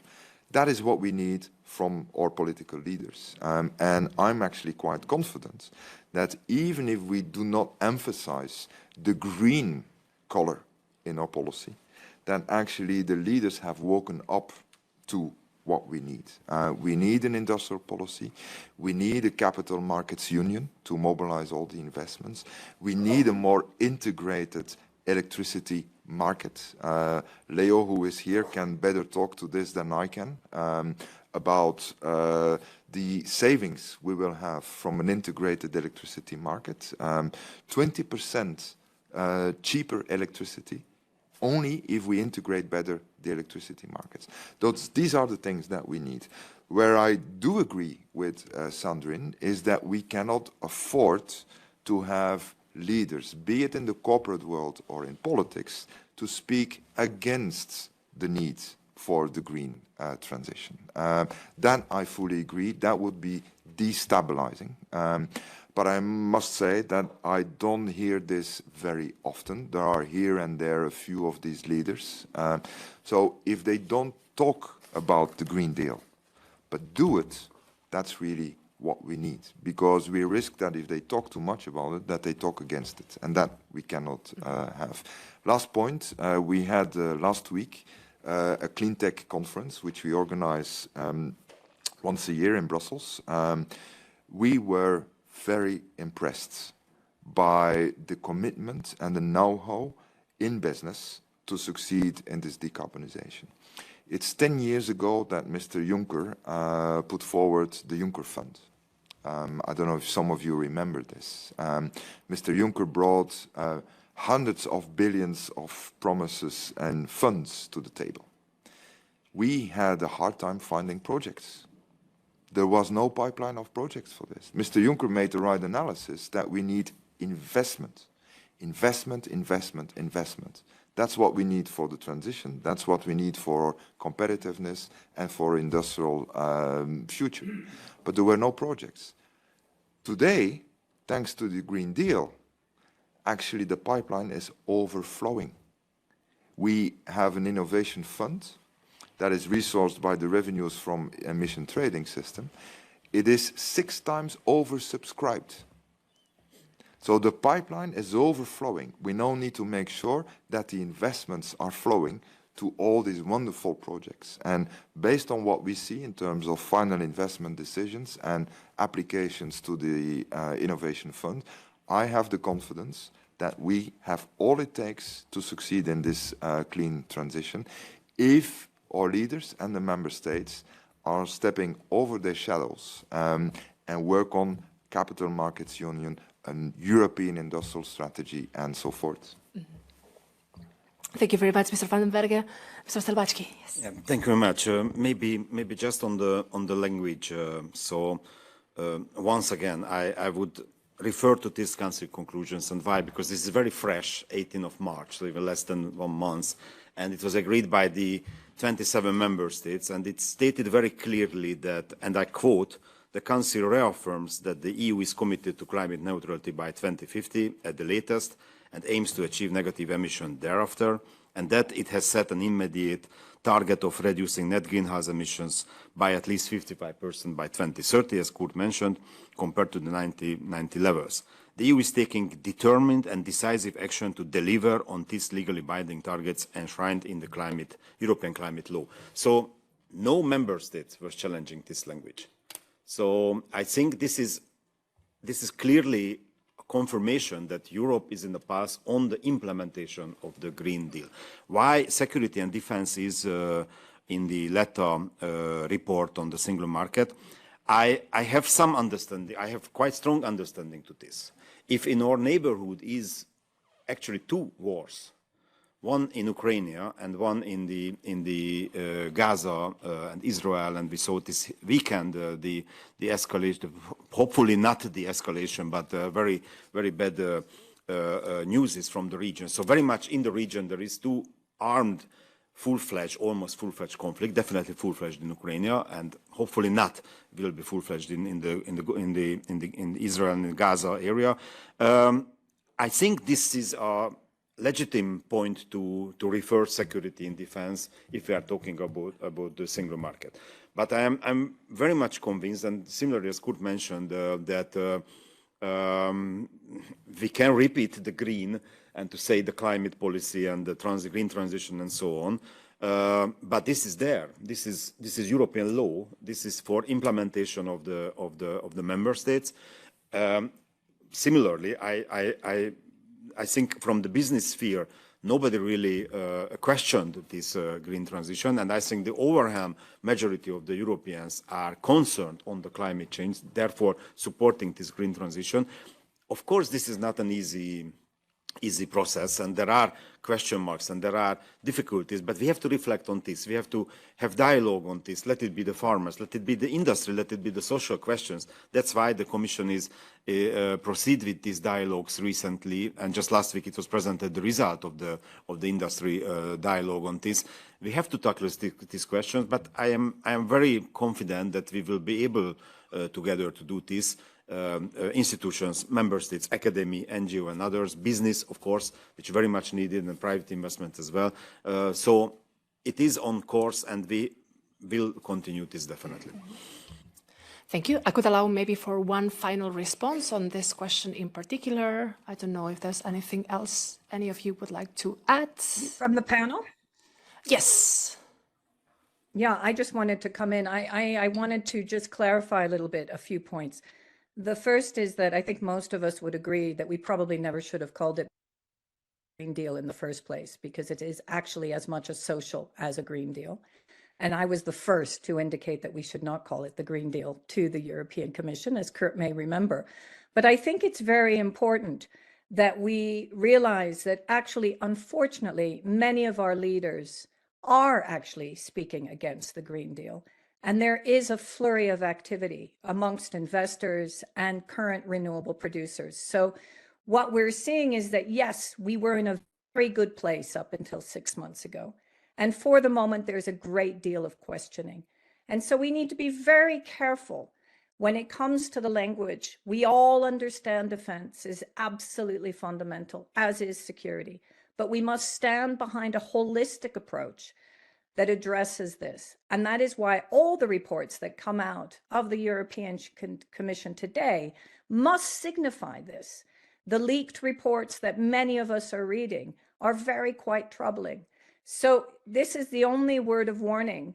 Sitting on a variety of boards, by the way, having conversations with industrial leaders who are starting, those that are incumbents are very much seeking the business as usual approach and trying to retract some of the objectives. Those that want to go forward and have been part of the transition are very worried because their investors are getting worried. So somehow the very positive messaging, Kurt, is getting lost in translation, and we all need to make sure that it isn't. Thank you. Right. Can I allow for a brief response, Mr. van den Bergen? Yeah, I think we're saying the same thing, Sandrine. I think what I pick up from business is that there is no way back on the greening. And many are telling us, if not all, that actually if we were to create uncertainty about the course we need to stay, that this would be very destabilizing for business itself, because they wouldn't know anymore where to go in Europe in the future. And the good thing is we now have a policy framework with an objective set in law for 3 decades. That's fantastic for a policymaker like me in climate policy, who can dream about a framework for 30 years. So we need to all the time say that we will stay the course. We're not talking about climate ambition anymore. The climate ambition has been agreed. It's in the European climate law. So we're discussing now how best to implement it. And if we can implement it by getting the right measures agreed by the member states, that is really what is needed. But I think we need to realize that there is a lot of nervousness about European elections right now. And I think that the Green Deal and this whole transition is an innovation shock to our economy. It's a shock that we need, because we will only preserve our competitiveness and our prosperity if we innovate. That is really what has been lacking in Europe for decades. So the Green Deal is bringing an innovation shock. Innovation is creative destruction. That means that some will win, many will win, but some also, the incumbents, as Sandrine is saying, are very afraid of losing out. And of course, often when you have this process of creative destruction, those that lose are louder than those that will win. And that's in the political economy what is currently happening in a context where political leaders need to make sure that they get the votes, because many of the politicians know what needs to be done, but they don't always know how to be re-elected after they have done it. So I think we will see that nervousness for a couple of months now. It's also fueled by disinformation. We are increasingly worried about the disinformation campaigns that are also run by foreign actors that want us to fail in this clean transition, referring to what Tibor was saying. But I, for myself, I'm very confident we will achieve our 2030 targets. There's no doubt about this. And I don't see in the member states, I don't see anyone questioning this. Where I do have a little bit of concern is what it will mean with the next European Parliament if there is a big shift to the right for developing the legislative framework that we will need after 2030. That is what we need to prepare with the next Commission. Our framework is very fit for 2030. It is not fit for 2040. So we'll need to come with a revisiting of the legislative framework. And there, of course, the makeup of the next Parliament will be crucial. And that's why I agree with Sandrine, putting the right vote in the European Parliament elections is fundamental.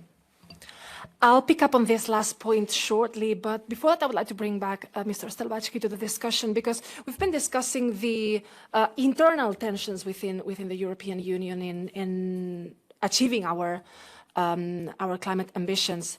But there's also a global context to be taken into account. I mean, we've been seeing increasing challenges to some of the EU's measures. I'm thinking carbon border adjustments, competition for critical raw materials, competition for clean technologies, trade tensions. From an energy diplomacy perspective, how are you navigating that? Thanks. Yes, I think this is one of the greatest challenge, because you know, if you just look at the carbon border adjustment mechanism, that the origin of the idea was, I think, very clear, that we have our rules, we have our standards in Europe, which require from business, from companies, really investments and costs and so on. But they have to, because we, Europe, we are very much believe and very much continue to believe on the free trade, then we will have to face with competition with others who has no such standards or rules, or even we are facing for that companies are moving outside of the EU because of these rules. So I think the origin of this is very much that that we should engage and we should establish somehow a level playing field globally for the competition. And the origin of the CBAM is this. So this is, and I think it's very wisely formulated in a way that this is a climate tool. This is not a trade measure. This is not a trade tool. This is a climate tool.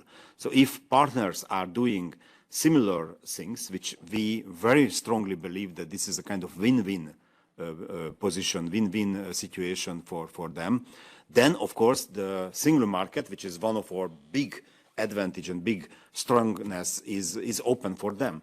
But in the same time, this is also, if they have a carbon measure like in Europe, then it will be also a contribution to the climate goals. It will be also income for these countries for any transition or any investments in the given country. So this is the idea of the whole issue, and many other areas as well, to contribute to establishing this level playing field and to protect from Europe, in a sense, not a kind of protectionism, but to protect from harmful competition and competition which is against the climate goals. We see and we heard a lot of critics, but to be honest, from some countries, and not from everybody, because there are a lot of countries who understand this very clearly, and they see as an opportunity. They see an opportunity to introduce carbon measures, carbon pricing, or similar measures.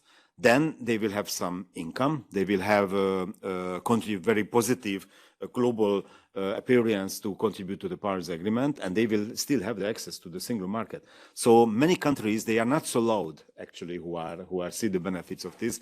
Those are the very loud who are not not willing and not wanting to do right in the beginning for aligning these common goals, despite of the rhetoric that they are also for the Paris Agreement implementation.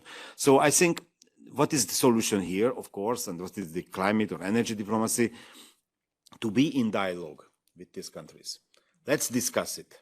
I think all the CBAM, all the deforestation, there are others already in the candidates for some controversy, like the European methane regulation. But these all have a transitional period. These all have a time to discuss, to dialogue with these countries, to help them, to explain them, to share our experience on the transition. I don't think that Europe has another way to do this than this. And it means conflicts as well, but these are, I think, good conflicts in a sense that if we are able in partnership and in dialogue to find solutions, then it will be a win-win for Europe and also for our partners. It's not an easy job, it's not an easy walk, but there is no really any other solution. Otherwise, again, the European industry will suffer on this, in a sense, unfair competition. Thank you very much. I've been allowed to extend the panel for a few more minutes since we start a bit later, but I would like to then prioritize questions from the audience. I've already noted a couple of you. I would like to actually start with a question that's coming online because it links well to a question that I also wanted to raise, which is the way ahead. So, based on the panel discussion, we all agree that the European Green Deal will continue, call it Green Deal, social deal, however you would want to call it, but let's say the EU's climate ambitions will continue. So what should be the key priorities next and how to make it interact further with other priorities and urgencies that are emerging for the next mandate? That's a question from Sami Andura, visiting professor at the College of Europe. I would like to link this question maybe to the 2040 targets, which is something that's going to be keeping the Commission very, very busy, I think, in the mandate ahead. What should be the priorities then in terms and in view to 2040, and what role the upcoming Commission will have on this? Who would like to start? I can start with this. We see that achieving our 2040 targets and succeeding in the whole clean transition is basically an investment agenda. There's a lot else that comes with it, but it's massive investments that we need. We have estimated in our impact assessment for 2040 that compared to the last decade, when we invested 0.9 trillion euros in energy, transport, etc., for decarbonization, we need about 1.2 trillion this decade and 1.5 trillion next decade. So next decade, we need 600 billion per year more to succeed in this clean transition, of which 1/3 should come, that's also what Dr. Birol tells us, from the public sector, 2/3 from the private sector. These investments are very significant. They're not a walk in the park, but they are doable if we really follow the principle of cost efficiency. And with cost efficiency, I mean, first, de-risking or sharing the risk of investment. So it's not the public budgets that should carry all the investments. We need to find the right ways of sharing the risk with private investors, because we need to realize that with Fit for 55, we are creating a massive market for green products and services in the future. So the market will be there. We need to kickstart the investment now and help kickstart this. Secondly, we need resolutely to exploit the single market in this, which is really what Dr. Letta is saying in his report as well. Single market in terms of capital market union, single market in terms of the energy market, but also single market in many other of the dimensions. Thirdly, we need to pool much better the European and national resources. We need a better planning for all these investments, which we are embarking on with the member states through national energy and climate plans. For example, we're gearing up our instruments like the Innovation Fund to be a tool for a green industrial policy at European level. We have everything it takes to do this. Another aspect in this is that we need an all-of-economy approach. That means that all sectors will have to contribute. That includes agriculture and food, which is currently escaping from our policy architecture, very sensitive. You will not hear us talk about this much before the European Parliament elections, but we do believe that the outcome of the strategic dialogue that also Tibor was mentioning will give a good basis for discussing with our farming community and the food industry a plan to make agriculture also contribute to the climate targets. We need an all-of-technology approach. We cannot afford to close avenues in terms of technologies where they make sense. For example, we will need carbon removals, big time, including carbon capture and storage, carbon capture and use. That's why we presented a strategy for an integrated carbon market strategy, for example. We need an all-of-society approach. Very much agree with Sandrine that we need a much stronger social dimension. This will only work if everyone sees that there is an opportunity to participate and benefit from the climate dividend. We need to work much more on skills. But we also, and that's what we have said in our 2040 communication, we need to look at demand. Because what really is happening is that we are overusing the resources and the materials that this planet is giving us. You know, one of the most green countries in the European Union is Denmark. Denmark had its Earth Overshoot Day at the end of March. That means that if all countries were consuming like Denmark, the world would need 4 planets to sustain this. Obviously, this is not sustainable. So we need to invest in all the technologies, but we also need to start looking at how we can shift consumer demand and behavior. And we will start doing this. And last point, we need an all-of-government approach. This is, as Dr. Birol was saying, way beyond the remit of DG Klima or the EAS. This is really the whole of government that we need, because the next frontier for Europe is truly the circular economy, where we use much better and smarter the resources and the materials we have in our economy, which would fit the agendas of not only ecology, but also economic competitiveness and security. And that, for that, we need a whole-of-government approach. So if we do all that, we can actually achieve our goals cost efficiently and be better out of it all together. Thank you. Since we're running out of time, I would like to then maybe get 2 questions from the room. I noted Volodymyr over here. If you can raise the hands. Aurélien, it's over there. And then you.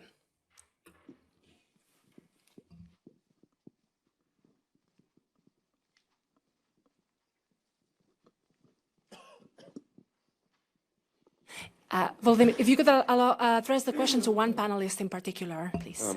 Yeah, thank you. Thank you very much for this panel. It's very amazing to listen to all the interesting ideas.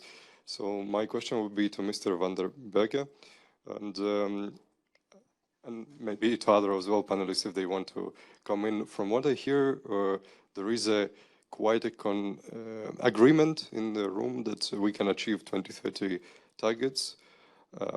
And if we shift from climate more like focused to energy, rather energy focused debate, what I see that, for example, 2040 targets, they take into account into assessment that we implement completely ED and renewable energy sources directive and other laws which are being currently the part of Green Deal. At the same time, for example, recent national energy and climate plans, they present that member states have a big ambition gap on the achieving these targets of energy efficiency and renewable energy sources.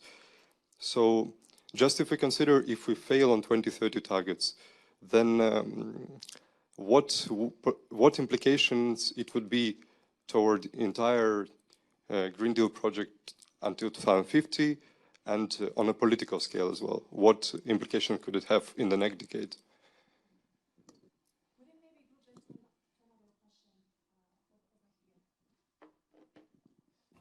This way we can pair them and have a final round. Thank you very much for all the contributions. I have two very quick questions, one for Mr. Van den Berg and one for Mr. Stobowski. First of all, the first question is regarding the EU's industrial policy being sold as a green growth strategy.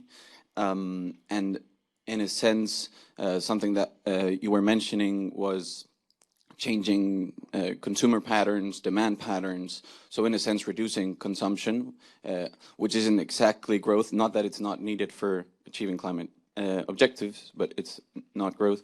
And also, if we're shifting production away from China, for example, which is one of the main reasons why we've seen clean tech prices go down so drastically in the past few years, in solar panels, batteries, etc. So what would be the, in a sense, how can we sell this while, in a sense, in many reasons, in many ways, it's not going to be a growth strategy? And then for Mr. Stobowski, the question is, in this context of more trade barriers where the EU needs to put barriers to compete in these sectors and all of that, and the CBAM and all of these climate barriers, how is this affecting the EU's diplomatic and climate relations? Thank you so much. Thank you. Then I can allow for a final round of reflections for each one of the speakers, and you can also respond to these questions. So should we start with Mr. Van den Berg then? Yeah, sorry, I've spoken too much already, so I'll be very short. First, achieving our 2030 targets is a precondition for going to 2040. We will achieve our targets in the emission trading sectors. We will probably, or could even overachieve them. Where we see that there is a gap in the national energy and climate plans, this is actually not a surprise, because that's why we have a process of working with member states. They need to come with their final plans at the summer, and we will then see how far we are, but this will be a continuous process. May I also say that so far, in the fields of energy and climate, the European Union has consistently achieved almost all its targets.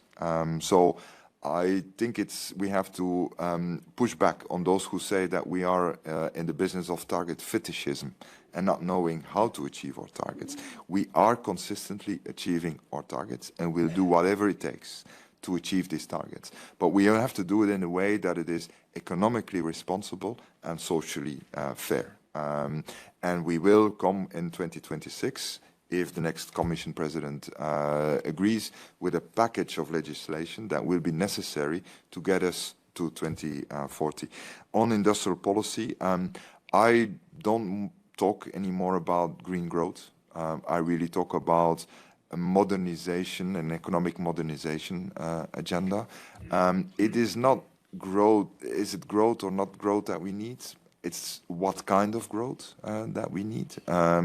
And I think what we see is that we can do much better in terms of keeping our prosperity in the future by dematerializing our economy, which doesn't mean that we don't need materials anymore, but that we get much higher value out of every unit of resource and material that we have. And I think if you look at what is happening in a country like Belgium, for example, but also others that are at the frontier of creating a circular economy, we have so much gains to make. But also the demand side, the consumer must be part of this. And by the way, I'll close on this. The Green Deal is essentially about energy and decarbonization. It's about nature protection where it is more difficult these days politically, but it's also about the circular economy and eco-design. And I don't know if you noticed this, but this goes completely under the radar, and all business sectors are asking to work with the Commission on eco-design and creating the circular economy. This is non-controversial at all. This work continues and will probably be the most important for a future economy and model in Europe.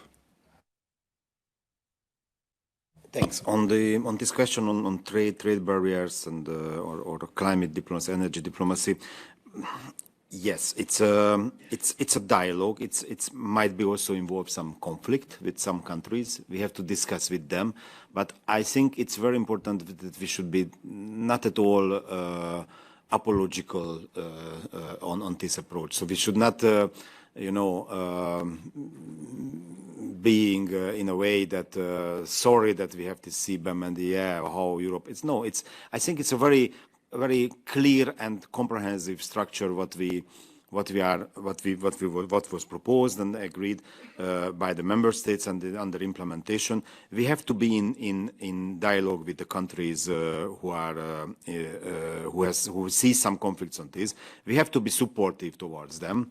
There might be cases when we will be not able to agree, maybe, but I am sure that this is the kind of essence of climate diplomacy and energy diplomacy, that we should negotiate with them. We should be in dialogue with them. Maybe for the future, this is a question that we should, when there is a new proposal, that we should, in a comprehensive way, to see also the internal and external dimension. I think, like everywhere, here is also some place for improvement, but we are learning on this process as well.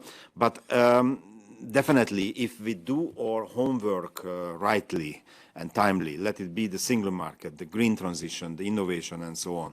So if we can diversify on the energy supply, we can, with a zero emission industry act and the new proposals to strengthen the industrial basis for Europe, then it will be much more, as also Dr. Birol said, much more negotiation position towards others, and they will be much more able to accept these proposals and these structures, because it will be a kind of win-win end of the day for them as well. For this, once again, we need very much the implementation of the Green Deal, and we very much need to also to outreach to others. They do some similar ways, and it's not easy. We have to differentiate. Of course, it's totally different if you are speaking about the Western Balkan or you are speaking about Indonesia, but we have to the tailor-made diplomacy, climate energy diplomacy towards the world. I have to admit that there are a lot of voices which are critical, very heavily critical against Europe, but there are a lot of voices who are very much cooperative. For example, the high ambition coalition countries, they are very much looking for Europe instead of China towards the climate goals and to support of them. And there are countries, for example, where we have the Just Energy Transition Partnership, like Vietnam. There is a very positive and constructive dialogue. Maybe not visible deliveries yet, but we are on track to do this. And many other positive examples as well. We have to, of course, to do everything to broaden the positive examples and experiences on this. Thank you. Thank you very much, Mr. Stelbachki. And I would like to give then the final words to Ms. Dixon de Cleef. I believe you also wanted to add something on the future priorities. So yeah, please take it away. Absolutely. I want to build on the excellent comments by both the panelists and just dig a bit deeper into some of the things that we absolutely need as we move forward. The first on the all of industry. I think it's very important that we remember that we have perversities in the market. So beyond new capital flows, we have to make sure that we start taxing the bads and improving the goods. And that's very important. So that means taxation of the fossil energy industry. It also means actually the reduction of subsidies on fossil fuels. It also means that we need to have proper conversations with member states around taxation policy, which has not been easy to date because we know that's a sovereign issue by the member states as well as their energy policy. So we do need to have that conversation. This also comes into all of governance. We also need to reduce bureaucracy and paperwork. Most industry is indicating that it's far too difficult to invest in green infrastructure in comparison to the United States. This is the difference with the IRA. So that's fundamental. That takes another conversation with member states. That's very important, and why the single market work and the report is so important. In terms of all of society, Kurt is absolutely right. Within the all of society discussions, we need to make sure that we offer a package to consumers, which is a solidarity package, a Green Deal package, whatever we want to call it, where they feel they're part of the journey. This means that working with member states, we need to start reducing the price on, again, some of the shift towards green energy and actually tax bad energy. And we did this in the past through our fuel quality directive and our also engine emission directives, et cetera, et cetera. We offered tax incentives to enable consumers to actually shift. There needs to be a new package that works actually with consumers to enable them to actually feel that socially they can live a good quality of life. This comes to the question around growth. And I fully agree with Kurt's response with regard to economic modernization. We are no longer in a growth game. We also need to ask ourselves, growth for whom? Again, as I said, 2.8 billion profits per day for the fossil energy industry on the back of energy poverty for our consumers is not growth. That is a distorted wealth distribution.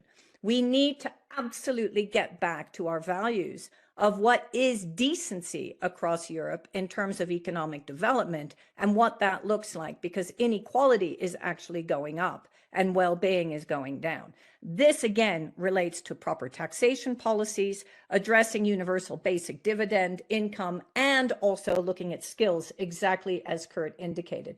And then finally, all of governance. All of governance does mean having hard conversations with member states about what implementation looks like, but also working with local governments. Cities and local governments have embraced the Green Deal, have embraced new plans, are looking at donut economics and other types of economic models to actually foster thriving cities. We need to bring in our cities and work with our cities to be part of this journey, because they've already decided that they are, and they're on the front line in terms of their interaction with citizens. Thank you.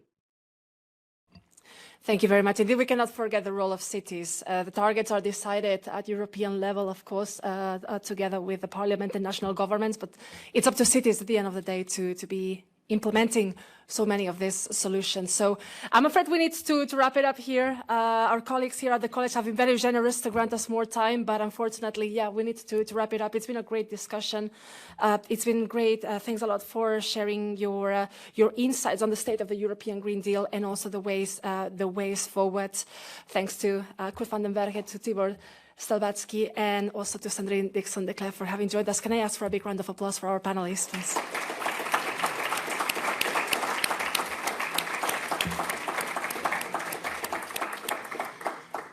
And so now we have a little bit of a break to stretch legs and grab some coffee downstairs. And I believe that by 12, we're going to be starting the next session sharp. So please grab some coffee, stretch legs, get some fresh air, and we're going to be back shortly. Thank you very much, all of you, for your attention.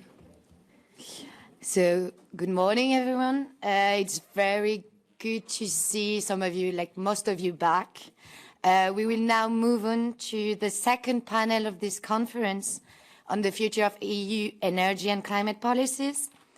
So, as you may already know, the College has launched in 2023 a reflection group on the future of the Green Deal. It is composed of 3 clusters, a cluster focusing on just transition, another one on the external aspects of the EGD, and the last one on governance. So this reflection will lead to a publication in the upcoming weeks. And today, I have an excellent panel with me to discuss it. I'm not going to give the full bios. I think you will introduce yourself. Well, that's it. And yeah, on my left, so I have Simon Schoens, who is professor in the EU International Relations and Diplomacy Studies of the Department of the College of Europe, and the coordinator of the cluster on the external dimensions of the EGD.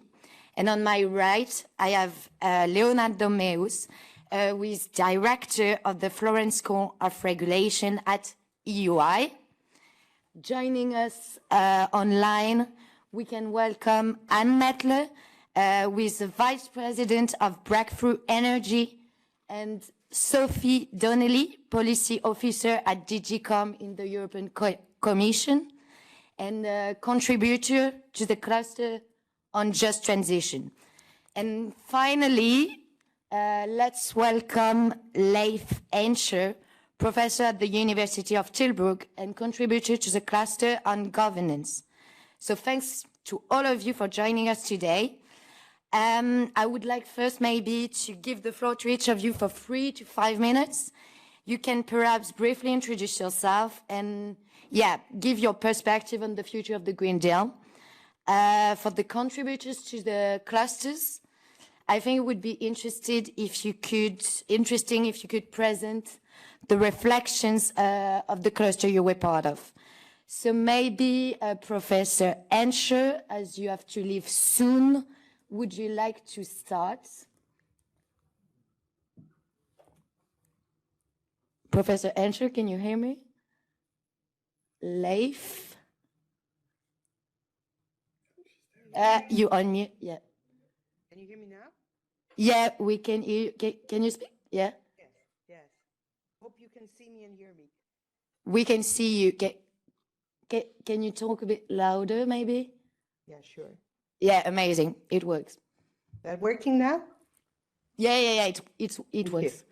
Thank you very much. Well, thank you very much for the kind invitation to participate today. I very much enjoyed the first session.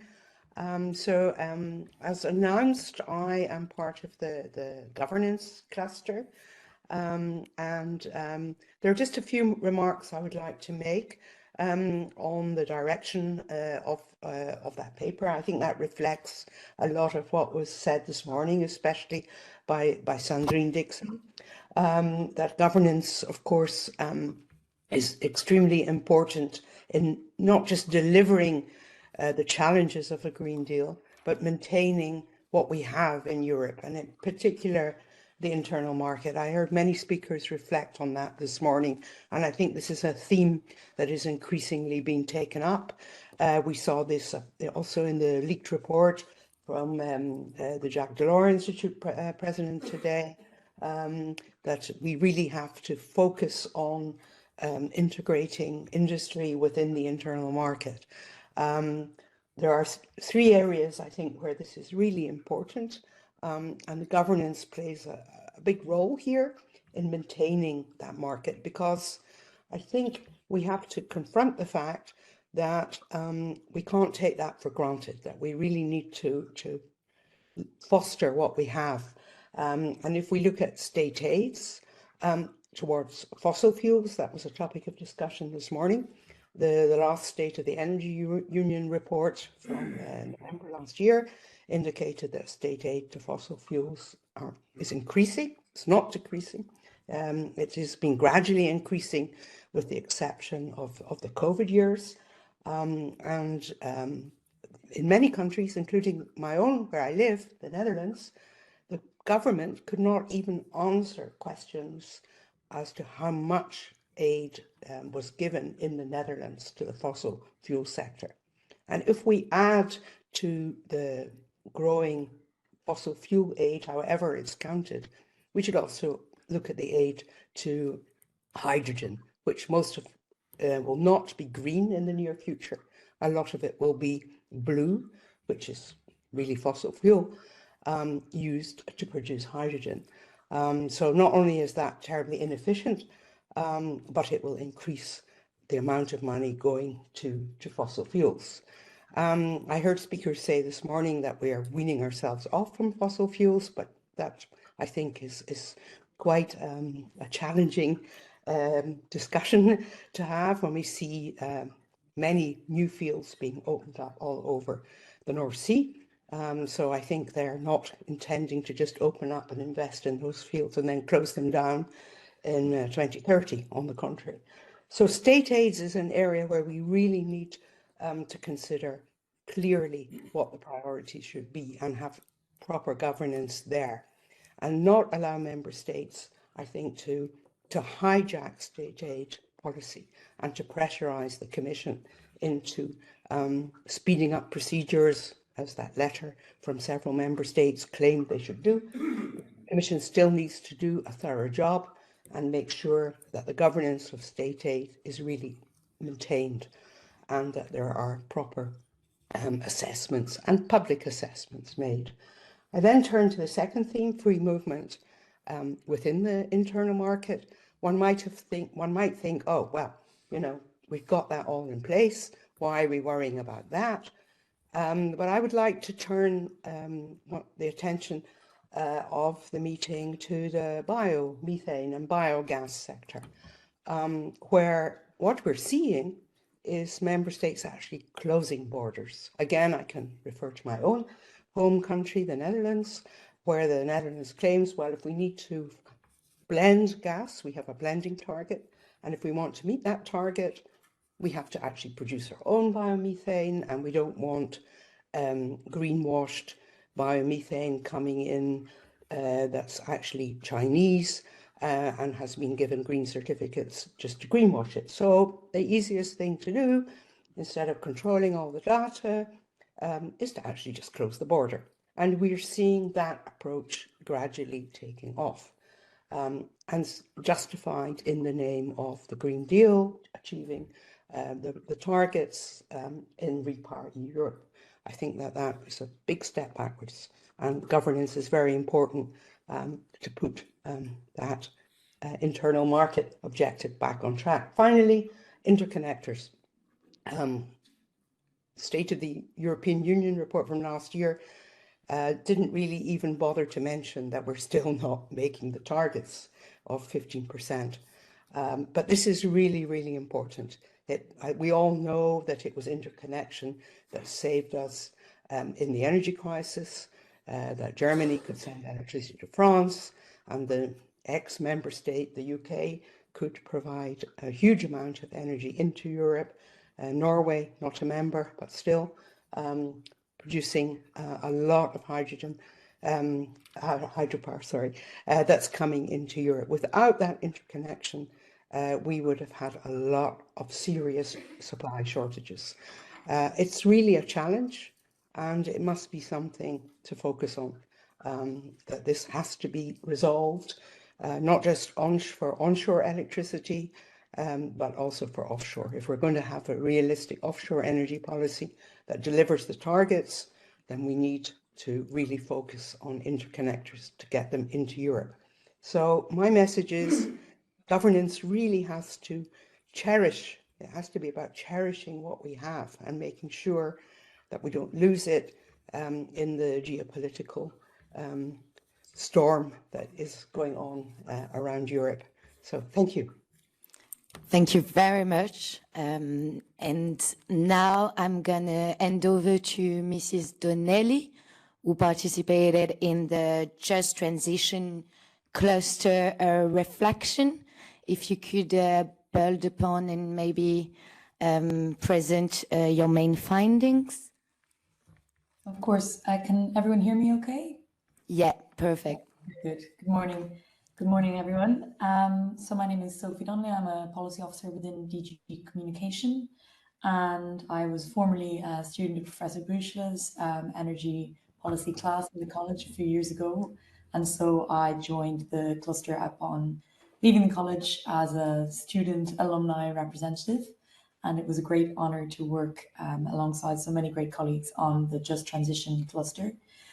So the chapter is quite transversal, and it was quite a challenge at the beginning to provide a framework of analysis of the Green Deal using this very broad schema of just transition. So the ultimate title we settled on was moving from leaving no one behind to taking everyone on board. And we sought to analyze the justice of the Green Deal along different schematics and thematics. And the first being the kind of traditional conception of justice, the tripartite division of distributive, procedural, and restorative justice, and looking at it through the different planes or paradigms of employment, the employment sphere and the private or social sphere. And we broke these down and divided our work across different sections. The former academic assistant of Professor Bruges was the leader of our cluster, and he looked at the sort of the funds and the different bursaries and disbursements that are operative by the EU, and taking an analysis of the Just Transition Fund, the Social Climate Fund, Next Generation EU, and how these are operating. Looking at, my approach was the movement of looking at industrial policy and the turn towards subsidies and state aid, and analysing that from a justice perspective. It was a very interesting time while we were writing the chapter in 2023, end of 2022 as well. There was the very important pivot from a total kind of blanket ban on state aid measures to new guidelines in state aid, a temporary crisis framework introduced following the illegal invasion by Russia of Ukraine, and a move, in overall move of justice from carrots versus from sticks to carrots, insofar as we had a move from targets to incentives. And at the same time, also looking at the concurrent introduction of the IRA in the US, and the desire for the EU to prevent capital flight by introducing different measures to shore up subsidies and to shore up industry in the EU, and also the incumbent distortions and externalities that follow from that. A separate approach that we looked at is the just transition in employment, and the introduction of the Just Transition Fund for Workers, territorial just transition plans that seek to diversify local economies and create new job opportunities, while also ensuring that receives buy-in from the employers and the employees and the regions that are most affected. Overall, our cluster looked at the social acceptance of the Green Deal, and it actually aligns a lot with my current work, which is in citizens' dialogues in DG Communication. This weekend, we just concluded our first European Citizens Panel of 2024 on the topic of energy efficiency. And this was citizens' dialogues and citizens' panels is also something that we considered in our group as a means to seek input, justification, and buy-in of Europeans, both at a supranational, national, and regional level. And I think that one of our conclusions is that these panels and overall more citizen feedback is one of the pillars for the longevity of the just transition in the next mandate. So I know that was a little bit of a very broad tour of what we have covered in our cluster. I hope it was clear, and I look forward to hearing from other colleagues and hearing the questions of the audience. Very clear indeed. I would like now to hand over to Professor Schoens. We will present the findings of the external dimensions cluster. Thank you very much. Good morning also from my side. Thank you very much for having me. The external dimensions seem to always come last, even though some have argued that the European Green Deal is foreign policy as much as it is an internal policy. My name is Simon Schoens. I'm a professor here at the college in the EU International Relations and Diplomacy Studies Department, and I work on the external dimensions of EU internal policies, notably also on the Green Deal, with a group of scholars, colleagues somehow attached to the college as visiting professors, but who work, for instance, at Maastricht University, King's College, and in other places. We reflected thus indeed on this external dimension of a future European Green Deal successor. And as a premise of our reflection, because we asked ourselves in the beginning the question, does the external ambition depend on the internal framing of the future European Green Deal? But as a premise, we said that we expect to see a continued strong level of engagement on external climate and energy policy. And that is simply because the Earth system trends, climate change, biodiversity loss, pollution, etc., continue to impose themselves as challenges. And these challenges are transboundary in nature, and hence there's no way the European Union cannot engage with others around those challenges. And what's more, we've discussed it this morning, the EU remains energy import dependent, raw materials import dependent, and so also on that front, it needs to obviously engage externally. Now then, a second aspect of our reflection was, what have we seen over the past 5 years since the adoption of the European Green Deal? And I think the ambition when the European Green Deal was first adopted was to have or the EU per se, develop a proactive Green Deal diplomacy, a Green Deal diplomacy that was aimed to shape global sustainability governance, but that over time, this objective of a proactive Green Deal diplomacy became somewhat overshadowed by a reactive approach, reactions of different types to the so-called perma-crisis, and particularly making the EU more strategically autonomous, making it more geopolitical, notably in the energy sector. So based on that analysis, what we argue in this report is, for the future, there needs to be a bit of a rebalancing. So this proactive component needs to come out a bit more, and the EU must get ahead of both geopolitical and Earth system trends, trying to shape those trends to a larger extent through its external action. And we develop in the report 3 key principles that should guide such a proactive, rebalanced green diplomacy. I call it now green diplomacy, not Green Deal diplomacy, because we don't know what the future naming of the strategy will be. So 3 principles of this green diplomacy. First, a clear focus on delivery. So nowadays, and this was also mentioned this morning, not just in the EU, but internationally, we have agreed targets. They were just reiterated at the COP28, the global stocktake. So transitioning away from fossil fuels to achieve net zero by 2050, tripling renewable energy capacity globally, doubling the global average annual rate of energy efficiency improvements. And there are lots of other targets on biodiversity and other matters that we discuss a bit in the paper. And we think it's the European Union's duty and also as a guideline for its action, these targets should really be the ones that the EU should be striving to attain. We're not internationally in a negotiation situation anymore. We have internationally agreed targets. It's now a matter of moving more forcefully towards their implementation. This implies, secondly, as a principle, the promotion of cooperation to a much larger extent than we have seen it in the past few years. We think that the unilateral measures that have come out, CBAM, the deforestation regulation, etc., are certainly significant policy tools, and they are certainly serving a purpose at this point in time. Above all, I think they show and signal that the EU means business in these areas.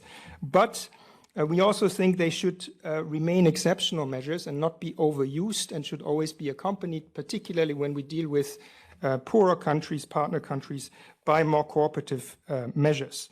So in our view, cooperation is key to the EU's external engagement of the future in these areas, multilateral, plurilateral, and bilateral. And then a third principle that we thought is important, and this, I think, echoes a bit what we've been hearing about the internal dimension from other panelists earlier, namely this focus on social dimension, on the solidarity dimension. We think as a third principle that just transition also abroad should be brought more into the picture. So we think, especially in relations with neighbors and candidate countries, developing countries, this is a crucial factor to also show what are the pathways that the EU can help develop for their green transition. And for us, this is really a precondition to attain the targets and to promote a cooperative mindset. So in a sense, and this is just as a general reflection guideline, we advocate for a goal-oriented collaborative action of the European Union, accompanied by a supporting framework for those particularly in need of such support. Now, in the paper, which will come out soon, there are lots of ideas on how to deploy, according to these guidelines, the EU's external action vis-à-vis different partners, from the candidate neighboring countries to the global south to the OECD countries. Let me just highlight maybe one example to illustrate what we intend to, or the point that we intend to make here, and that would be the engagement of enlargement candidate countries. We think that there is really a big margin yet to identify win-win solutions for the green transition in those areas by designing tailor-made. This word has also been used quite a bit this morning already.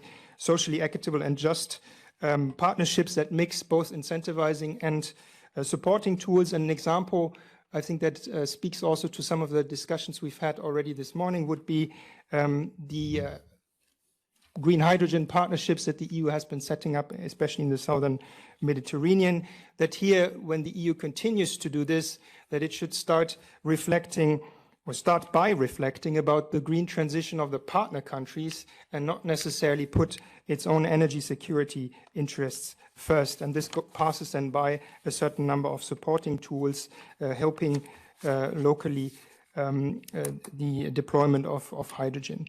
There are other proposals, but I think in the interest of time, maybe we can pick them up a bit later. And I would just like to stop here and pass the floor to my colleagues. Thank you. Brilliant. Thank you very much.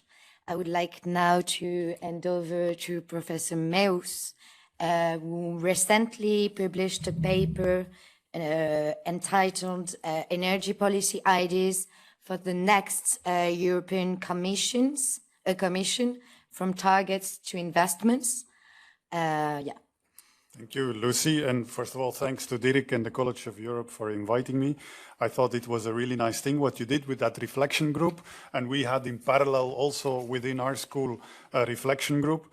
I think if you put the two next to each other, it's really valuable because you know, we have different expertise, so we tend to focus slightly on different topics. I think on the governance, we both looked at it. But especially this social dimension and this looking beyond Europe is maybe something we didn't do that much work on. Also, I really appreciated the discussion so far. So I wanted to start my comments also from some things that have been said by previous speakers. For instance, I remarked really that Fatih Birol complimented Europe for the level of solidarity during the last crisis. And there, I think, is actually one of the starting points of our paper, that we shouldn't take that solidarity for granted. Our observation is actually what happened is that this internal market that was also mentioned by Kurt as one of these pillars of our energy climate policy, I think that's really true.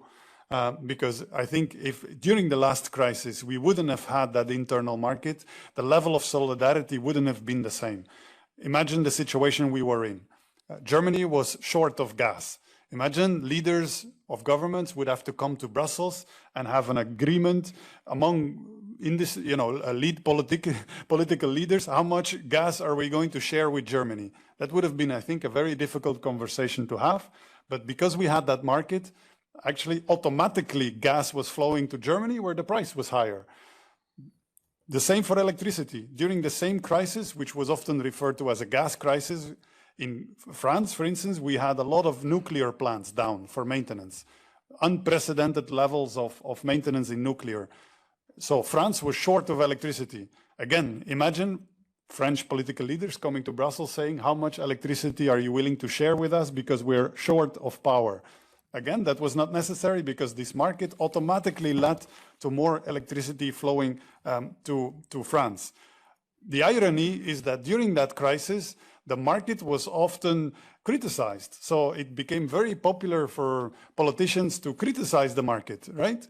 Because they were, you know, the prices were indeed unsustainably high, but it was not due to the market. It was due to the underlying problem, and the market was only signaling that problem and was actually trying to help the problem. So I think many market experts were trying to defend that market, but it was not that easy to do that because it was very, the perception was very different. And I think that perception, as the previous panel discussed, is also related to the Green Deal, because in my view, as many of the experts said in the previous panel, Green Deal is much more than a Green Deal. It could be called many different things, right? I really like what Kurt said. It's about modernizing our industry. It's an innovation shock. What we actually did in our policy brief is to frame everything we've done and everything we should be doing in security. Because if you think about it, a lot of what we've done is also about improving our security. Why? It has already been said, right? We had that exposure to independence on Russian gas, and we always thought that Russian gas was cheap because it arrived by pipeline, and pipeline gas was cheap. But then we discovered in the last crisis that it was more expensive. We just paid the bill a bit later, right, during the last crisis. If I noted down, one of the speakers mentioned we paid 640 billion in just 2022 on fossil fuels. So that's a really, really big cost, right? So indeed, if we then think about our whole situation we're in as improving our security, then preserving these international markets and international networks are really important. But it comes with a lot of issues, because the more we are integrated, the more we are interdependent, and the more we also have to manage that interdependence. So we've just discovered that being dependent on Russian gas creates systemic risk. There are maybe other systemic risks that we have to acknowledge and manage more appropriately. So that as the introduction. Now I won't go into details of what we wrote in the brief, but just very, very high level. We organized our ideas according to 5 objectives, because we said we have a pretty good feeling on what could be the objectives for the next Commission, and then we have some ideas on how to do it. And then we also acknowledge that many of these ideas probably need to discuss a bit further before there can be more concrete recommendations. So what are the 5 objectives? Well, first, I think we need to make member states more accountable for the investments in renewable energy and energy efficiency. The national energy and climate plans have already been mentioned. There are drafts there currently, but currently the drafts show that member states are not yet living up to the ambitions they agreed to at EU level, right? But then they still have to translate that in national willingness to invest. Also, we are discovering that governance framework with these national energy and climate plans probably needs to be reinforced and needs to be complemented by not only asking member states, what are your targets, what are your policies, but then also really do progress tracking and checking what level of investments are being done at national level. That's the first. Then if we go to the second, I already touched upon the importance of this internal market, these networks we have, and that we really have to go to a next level of collaboration between member states. Also, it's becoming more and more difficult, if you take the case of offshore networks, to really identify exactly who benefits. Sometimes it's more and more about having a common benefit, and then the question is how to allocate these costs among member states. If we think of security, we already have quite a lot of instruments. Just to name one, we already have something that is called the European Resource Adequacy Assessment. It was designed for many different reasons, but if you look into the future, that is one of these instruments that could be used to identify systemic risks that we might face and how to address them. Okay, if I then go to objective 3 in our paper, we also said about strengthening the management of our global dependencies. And there, indeed, many speakers have already commented. We have a Net Zero Industry Act. We have this Critical Raw Material Act, but everybody has the feeling that that's only the beginning, right? That our policy in that domain will develop further. This, development was quite recent and probably also needs to be a bit more focused because, we have many issues we can deal with, many critical raw materials, many industries. So where does Europe really want to invest in, and where do we feel we have the biggest risks? Then the last one I want to mention is that we also realized we already have a quite interesting EU institutional setup, but we might want to take an additional step in also reinforcing that setup. One idea that has been mentioned already in Brussels by others, and that we also picked up on, is the idea of having an EU energy agency. We had Fatih to open the day here. It's fantastic to have a very good international energy agency that is quoting a lot of numbers and that is helping member states with doing impact assessment, policy advice. Some member states have this type of agency also at the national level. So you could think about creating a network of these national agencies to collaborate also at the European level. Then the typical criticism for that idea is that don't we already have enough agencies? Probably that is true. So maybe this idea could be integrated in the existing agency, which is ACER. ACER indeed could have a kind of setup with more regulatory tasks and with more energy agency tasks. And that could actually simplify our governance as well, because if you think in these new fields of critical raw materials and industrial policy, it's not yet clear who will be competent and who will develop technical expertise. So that could actually be done also through this kind of energy agency. Thanks a lot. Really interesting. I'm gonna give the floor to Mrs. Mettler, who is joining us online. Maybe you can give us a more private sector perspective. We've heard about like publication and both papers. Would you like maybe to give your own perspective on what we just discussed? Thank you. Absolutely. Thank you. Can you hear me? Yes? Okay, perfect. Yeah. Thank you so much. So indeed, I can now present a private sector perspective. I work for an organization whose mission it is to stand up a new generation of clean technologies. We do this globally.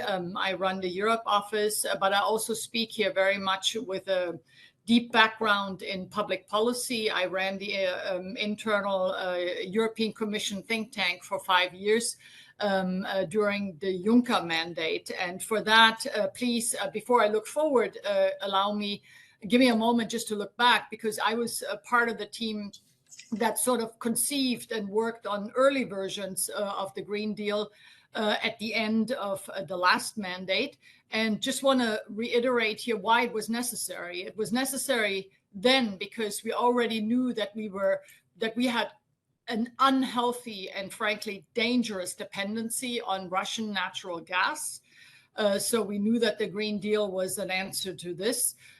It was already clear at that time that we were in a global competition for technology supremacy.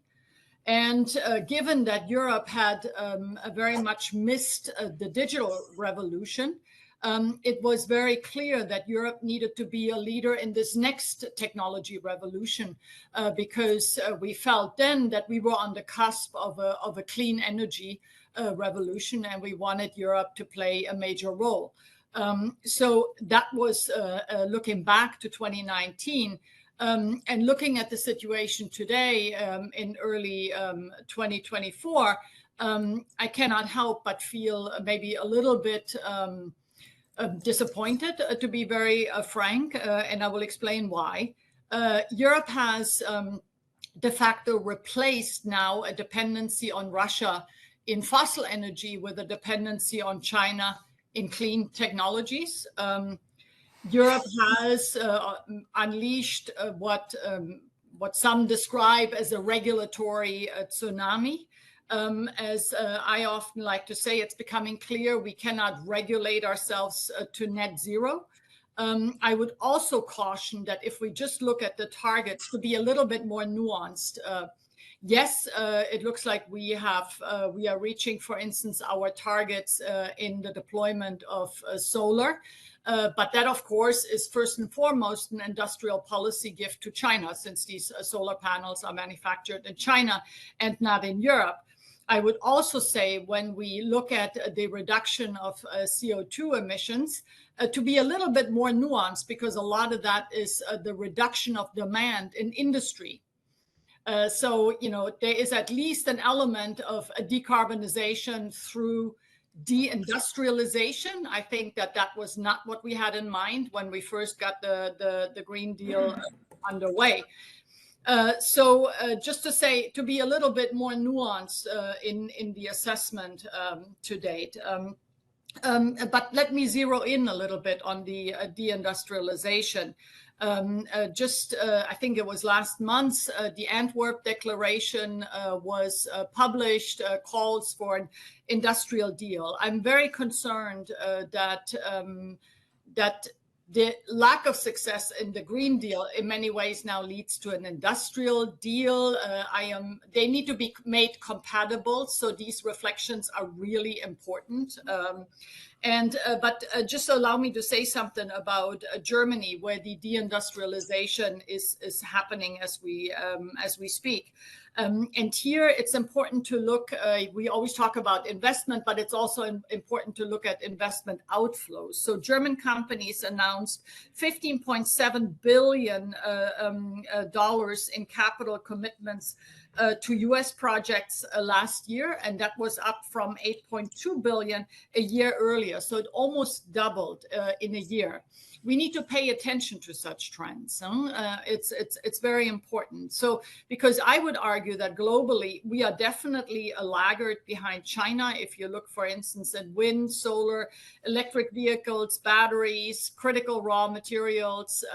And I would also say that the US has now entered the clean tech, climate tech space quite convincingly with the IRA. So here in Europe, we now need a very thorough sort of reflection on what is our competitive advantage. And let me also say that despite of everything I just said, the message now, and here I completely agree with what Kurt Vandenberger said in the previous session, the message cannot be that we renege on the Green Deal, but rather that we really double down and make it workable and operational.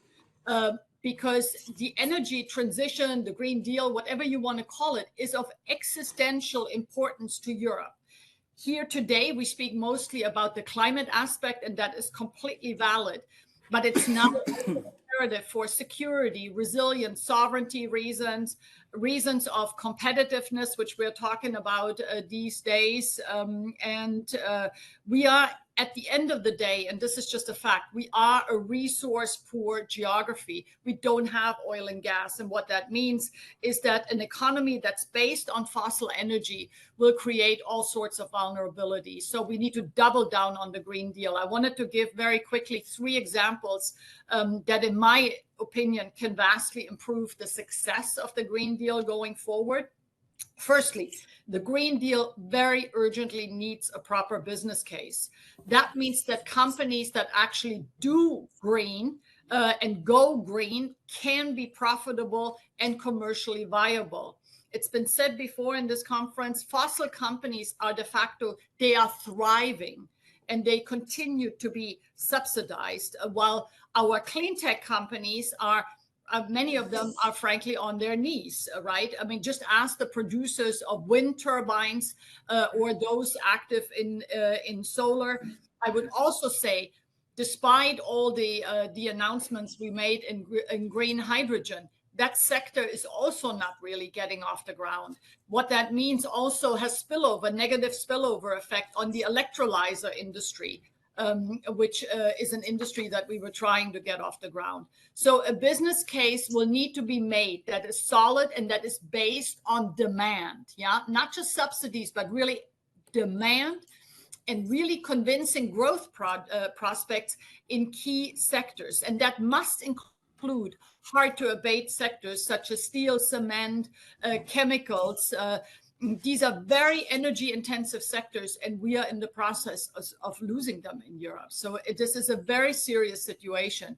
What that means for the European Commission in particular is that trade and state aid policy need to work in tandem with industrial policy. This is only starting to occur just now. The 3, I would argue, were entirely out of sync in previous years, and we're actively working against each other. In addition, and this is my second point, we need to rethink the role of subsidies. Subsidies are important, but subsidies can also crowd out the private sector, as has happened many times in the past. So it is important that subsidies be designed to actually crowd in private investment. As, for instance, the Inflation Reduction Act in the United States, I think, is doing very convincingly. An example closer to home, and one in which I was very closely involved with, is the Juncker Fund in the previous commission, which utilized a first loss guarantee to crowd in private sector funds. I think we need this again. I believe I also heard Kurt talk about it. And I would say we need a Juncker Fund on steroids in the next commission. In general, I'd like to, in this context, highlight the importance of public guarantees in generating investments. Some of you may know the European Investment Bank gave a public guarantee to the wind sector last year. as part of the European wind power package. And I believe this is very important also for emerging clean technologies. We need these public guarantees. Why? Because it unleashes investment without actually committing a lot of public funds. Our public finances in Europe are very constrained. So we need to use public funds very carefully. And these public guarantees are a way of doing that. So please pay more attention to that and start to utilize it. My last point is the role of the state.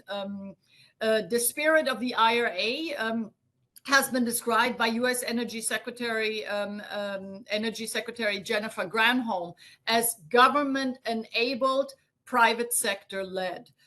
If I look at Europe, this feels often like government-enabled and government-led. Now that I work closely with the private sector, I can really tell you that the sort of the dynamism, the frontier mindset, and also the investment expertise, as well as sort of the global outlook, because keep in mind, an investor can invest anywhere. They don't need to invest in Europe. That kind of mindset is simply not present in the public sector, and that is not a criticism of the public sector, but it is a plea for a better division of labor. The role of the public sector is to provide the basic framework, but also to unleash the ecosystem, not to constantly sort of micromanage and stifle and tell the private sector exactly how to do things, which is frankly very patronizing. So if Europe does not manage this better and make the Green Deal work better for the private sector, I am frankly doubtful that it will be successful over time. And just to reiterate again, I agree we cannot renege on the Green Deal. It's of existential importance, but we must adapt and we must really sort of adjust it to current realities, because 2024 is very different to 2019, and this is why we really need to take stock of all the challenges that we face and then make the Green Deal operational and put it into practice in a way that works for the private sector. Thank you. Brilliant. Thank you very much. We're running out of time, so I will give the audience the opportunity to ask questions. So if you have any questions, please raise your hand or write in the chat for the people joining us online. Yeah.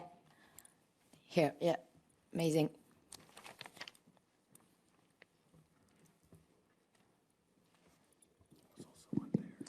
Good morning. My name is Emanuele Manigrassi. I work for the aluminum industry, so energy-intensive industry, electro-intensive industry. And I had one comment and one question. The comment is there's a fourth mistake that might happen, which is we are forgetting about the material dimension of the energy transition. All the solar panels, the wind turbines, the cables are made of aluminium. And we need to make sure that this aluminium is produced in Europe.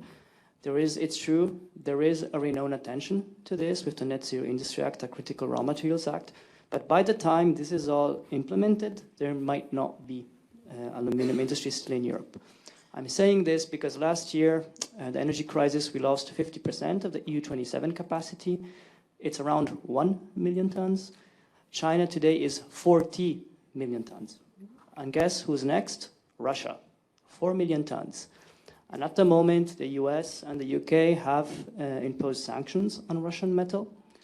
EU hasn't yet. Why? Because it has implications for the resilience of the economy. So very much welcome all of these discussions of renewed attention to energy intensives, but the bridging solutions are still missing. And this is my question to the panel is, to what extent have you looked at solutions to bring down the cost of energy? There were discussions about reforming the market design, industrial electricity price, but at the moment we only have this communication which talks about innovative solutions. So what are the solutions at the moment you think could be acceptable without, of course, undermining the single market? Thank you. Thank you. I think we're going to take another question, maybe 2 questions, and then I will give the floor back to speakers. Yeah, there is one here. Amazing. Good morning. My questions are directed at what I would call potential political and diplomatic constraints of the Green Deal, which are a function of realpolitik by the end of the day. The East Mediterranean is already one of the stages on which Europe's energy strategy will surely be played in coming years. The discovery of gas reserves in Israel, Cyprus, and Greece may lead to a radical change in the supply of energy on the European energy consumption market, which may ensure Europe's energy independence from external agents like Russia.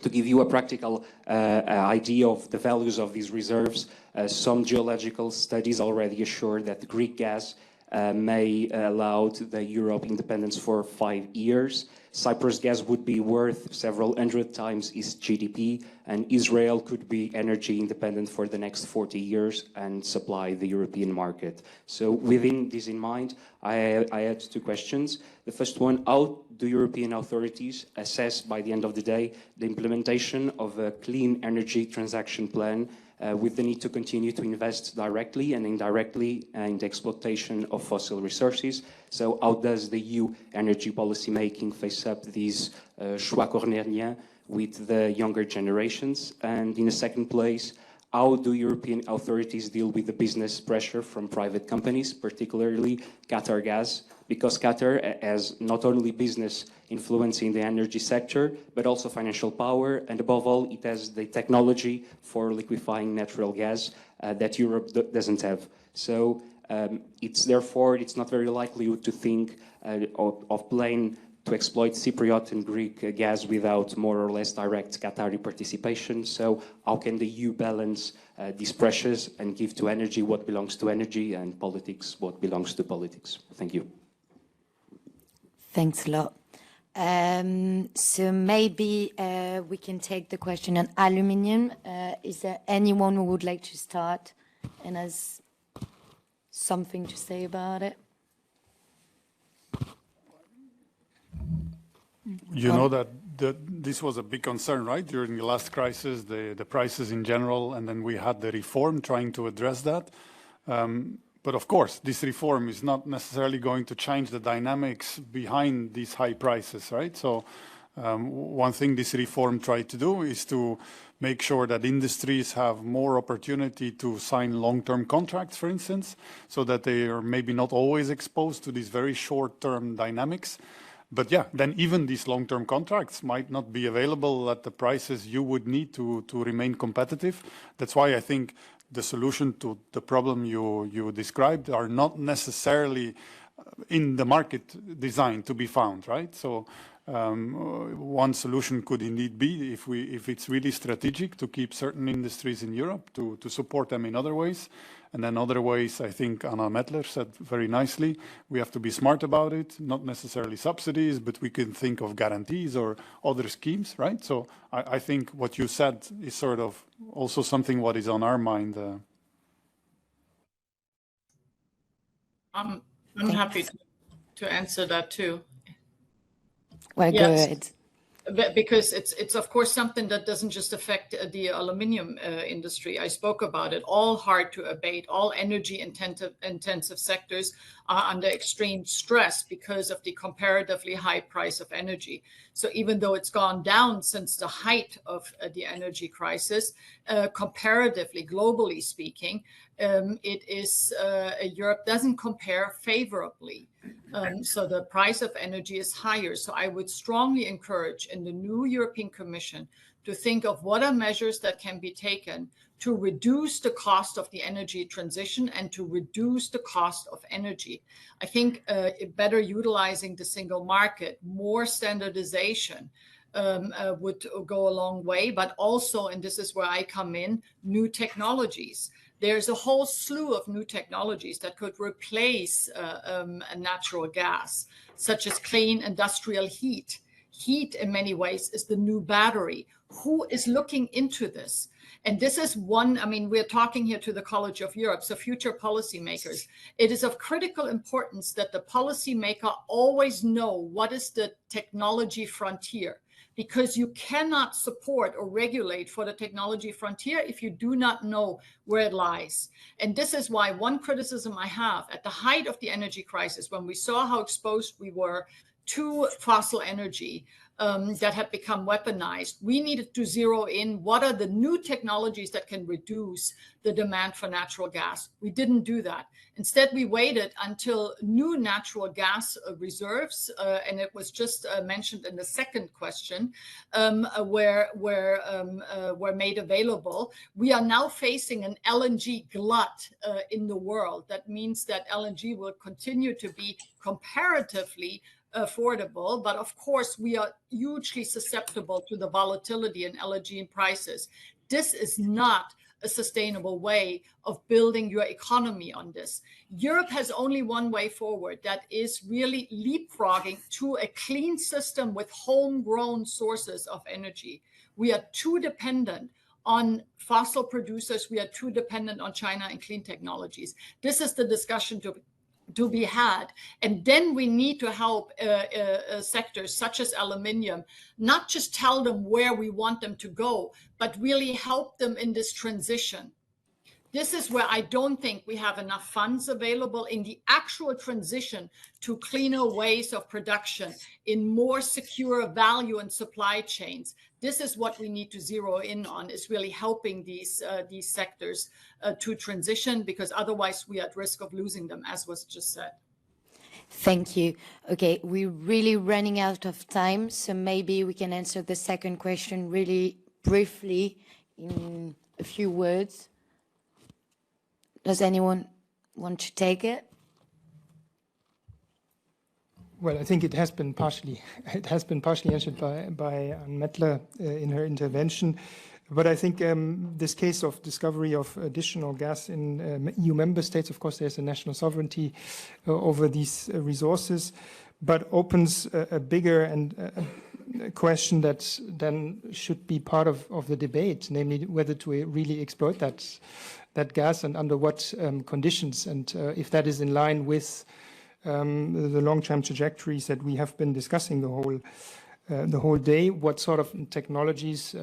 Earlier intervention spoke about carbon capture and storage technology. What sort of technologies could be used in this context? So I think those are the types of debate. I mean, I think it's a great example to discuss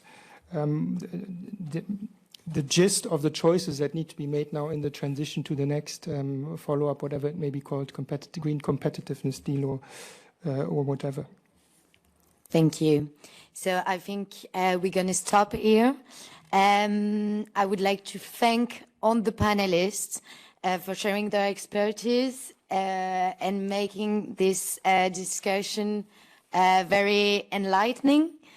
So I hope you liked it, and I'm now going to hand over to the student representatives of the Energy Group at the College of Europe. We will deliver closing remarks, as well to Professor Büchler, shareholder of the EU Energy and Climate Policy Chair. Thank you very much. Thanks a lot for a great panel, Lucy, and everybody involved. I just wanted, before handing over to our student representatives, maybe to just in one sentence wrap it up and stay on the metaphor of seafaring that we have used from the beginning. There was a lot of talks about anchoring the Green Deal and at the same time adapting the course of the ship, giving the ship an entirely new name. So indeed, we have to take care of both, being fixed in a safe harbor, but also moving to new shores. And I think what is ahead of us are really difficult discussions for Europe as well. I was reminded by that when listening to the remarks by our aluminium colleague. When we move this Green Deal to an industrial deal or competitiveness deal, probably at some point Europe will have to decide what are our competitive advantages. It seems clear to me that not every sector, not the entire business model that Europe has been pursuing can be of strategic relevance for the future. Maybe we're also looking a little bit too much into the existing industrial landscape as we have it. And I think you and your colleagues will have to also participate in this strategic discussion. What is it that makes aluminium produced in Europe so important for our transition and our competitive successes in the future? Also, this discussion about the energy prices that we have discussed about raises question, what can we really do there beyond the framework? And I think we have come quite far in adapting it to the extent possible. And to what extent is that just a proxy for failures of the past in innovating, in developing our, again, competitive advantages in Europe, so that we do not depend on something as basic as the energy prices, which always will be different here in Europe than they are in other places of the world. But that's just a few remarks on the discussions that will continue to have. And with this, I would like to invite our colleagues Angel and Mathilde to reflect upon today from their perspective. Thanks a lot for everybody.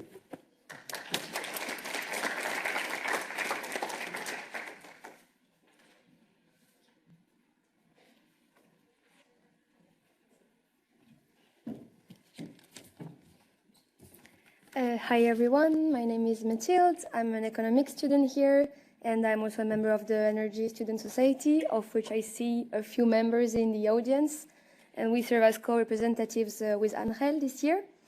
To start, I would like to thank everyone who took part in this discussion, our keynote speaker, Fatih Birol, who already left us, all of our panelists, Mr. Buschle, chairholder of the chair, our director, who also left us already, and our moderator, Mrs.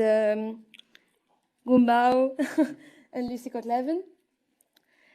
Also a special thank you to Thies van den Busch, who was also a research assistant to the chair and worked a lot behind the scene to make this happen, and to the staff of the College of Europe who helped in setting up the place and the reception. Second, I would like to highlight that I'm glad that this panel was gender balanced. Maybe I should also thank modern technology communication means, because a lot of our women were online. And also for next panels, let's maybe try to make more space for women also in the question time. I still saw women in the audience, and unfortunately in the panel we had mainly men questions.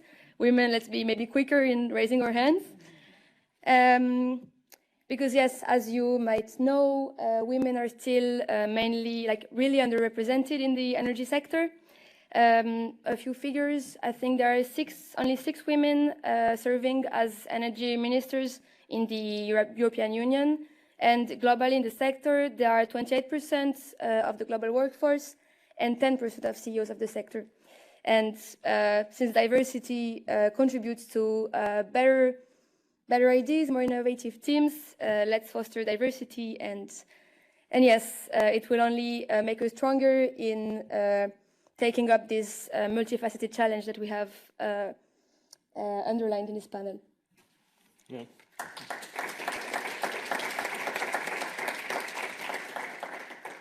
This will be indeed an important challenge as we look forward towards the future, a future that we have spoken and talked about today during the two panels. And we began with Dr. Birol setting the scene. He presented us with this image of a tanker moving forward, which is the energy transition, somehow slow to move. He also made us reflect on this image of Europe leaving the marathon, leaving it perhaps a bit too early. However, he brought up some positive notes in terms of the crisis in Ukraine, how it showed that we can, after all, show some solidarity and where that solidarity can take us. However, he also reminded us not to forget of broader dimensions and the broader challenges, such as the effects of our energy transition and of the inequalities in Africa, and especially in women, which are maybe not necessarily talked about. Instead, with the second panel, we took the things a bit down from this broader picture, this scene that was set, into how we're doing in the European Union. And it seems that we are doing well, but we could be doing better. The single market is a strong asset that we have, but we still have to refine it, and in terms of our industry, how are we going to move forward and get enough investment for all of these technologies that we need, and especially doing so in a coordinated manner between the European Union and the member states. For this, it was also highlighted the importance of perhaps moving away from this target fetishism, as it was mentioned by Kurt. And actually, this takes us a bit more into the third panel, in which we went a bit and dove a bit deeper into the specifics.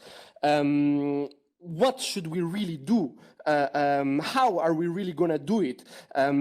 Is hydrogen going to be the technology that saves us all? Even though now we see that a lot of the hydrogen comes still from blue hydrogen, as you want to call it, with all these colors, but that can be stemming from fossil fuels. What about the state aid? Is that state aid going to create more inequalities, the green industry? In any case, I think there are three main takeaways that we should take home.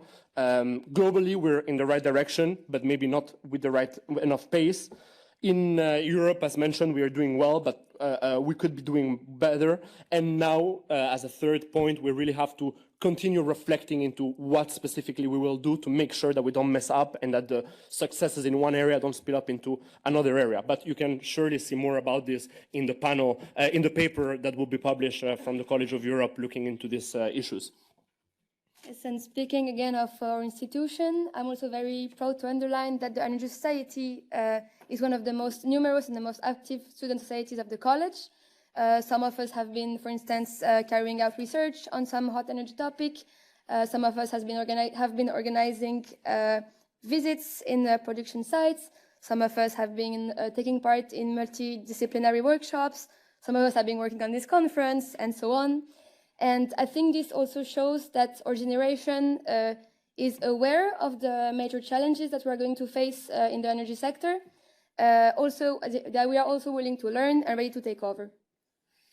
And to take over and look into these challenges, we wanted to give voice to one important person that we thought was important to give voice in this area. So we would like to end with a quote from former UN Secretary General Ban Ki-moon in his address to the 10th UN Conference on Sustainable Development in Rio. So, quote, saving our planet, lifting people out of poverty, advancing economic growth. We must connect, these are one and the same fights. We must connect the dots between climate change, weather scarcity, energy shortages, global health, food security, and women's empowerment. Solutions to one problem must be solutions for all. So let's adopt a global approach to this sector where every obstacle we overcome brings us closer to a more fair and more sustainable world. Thank you. Thank you very much.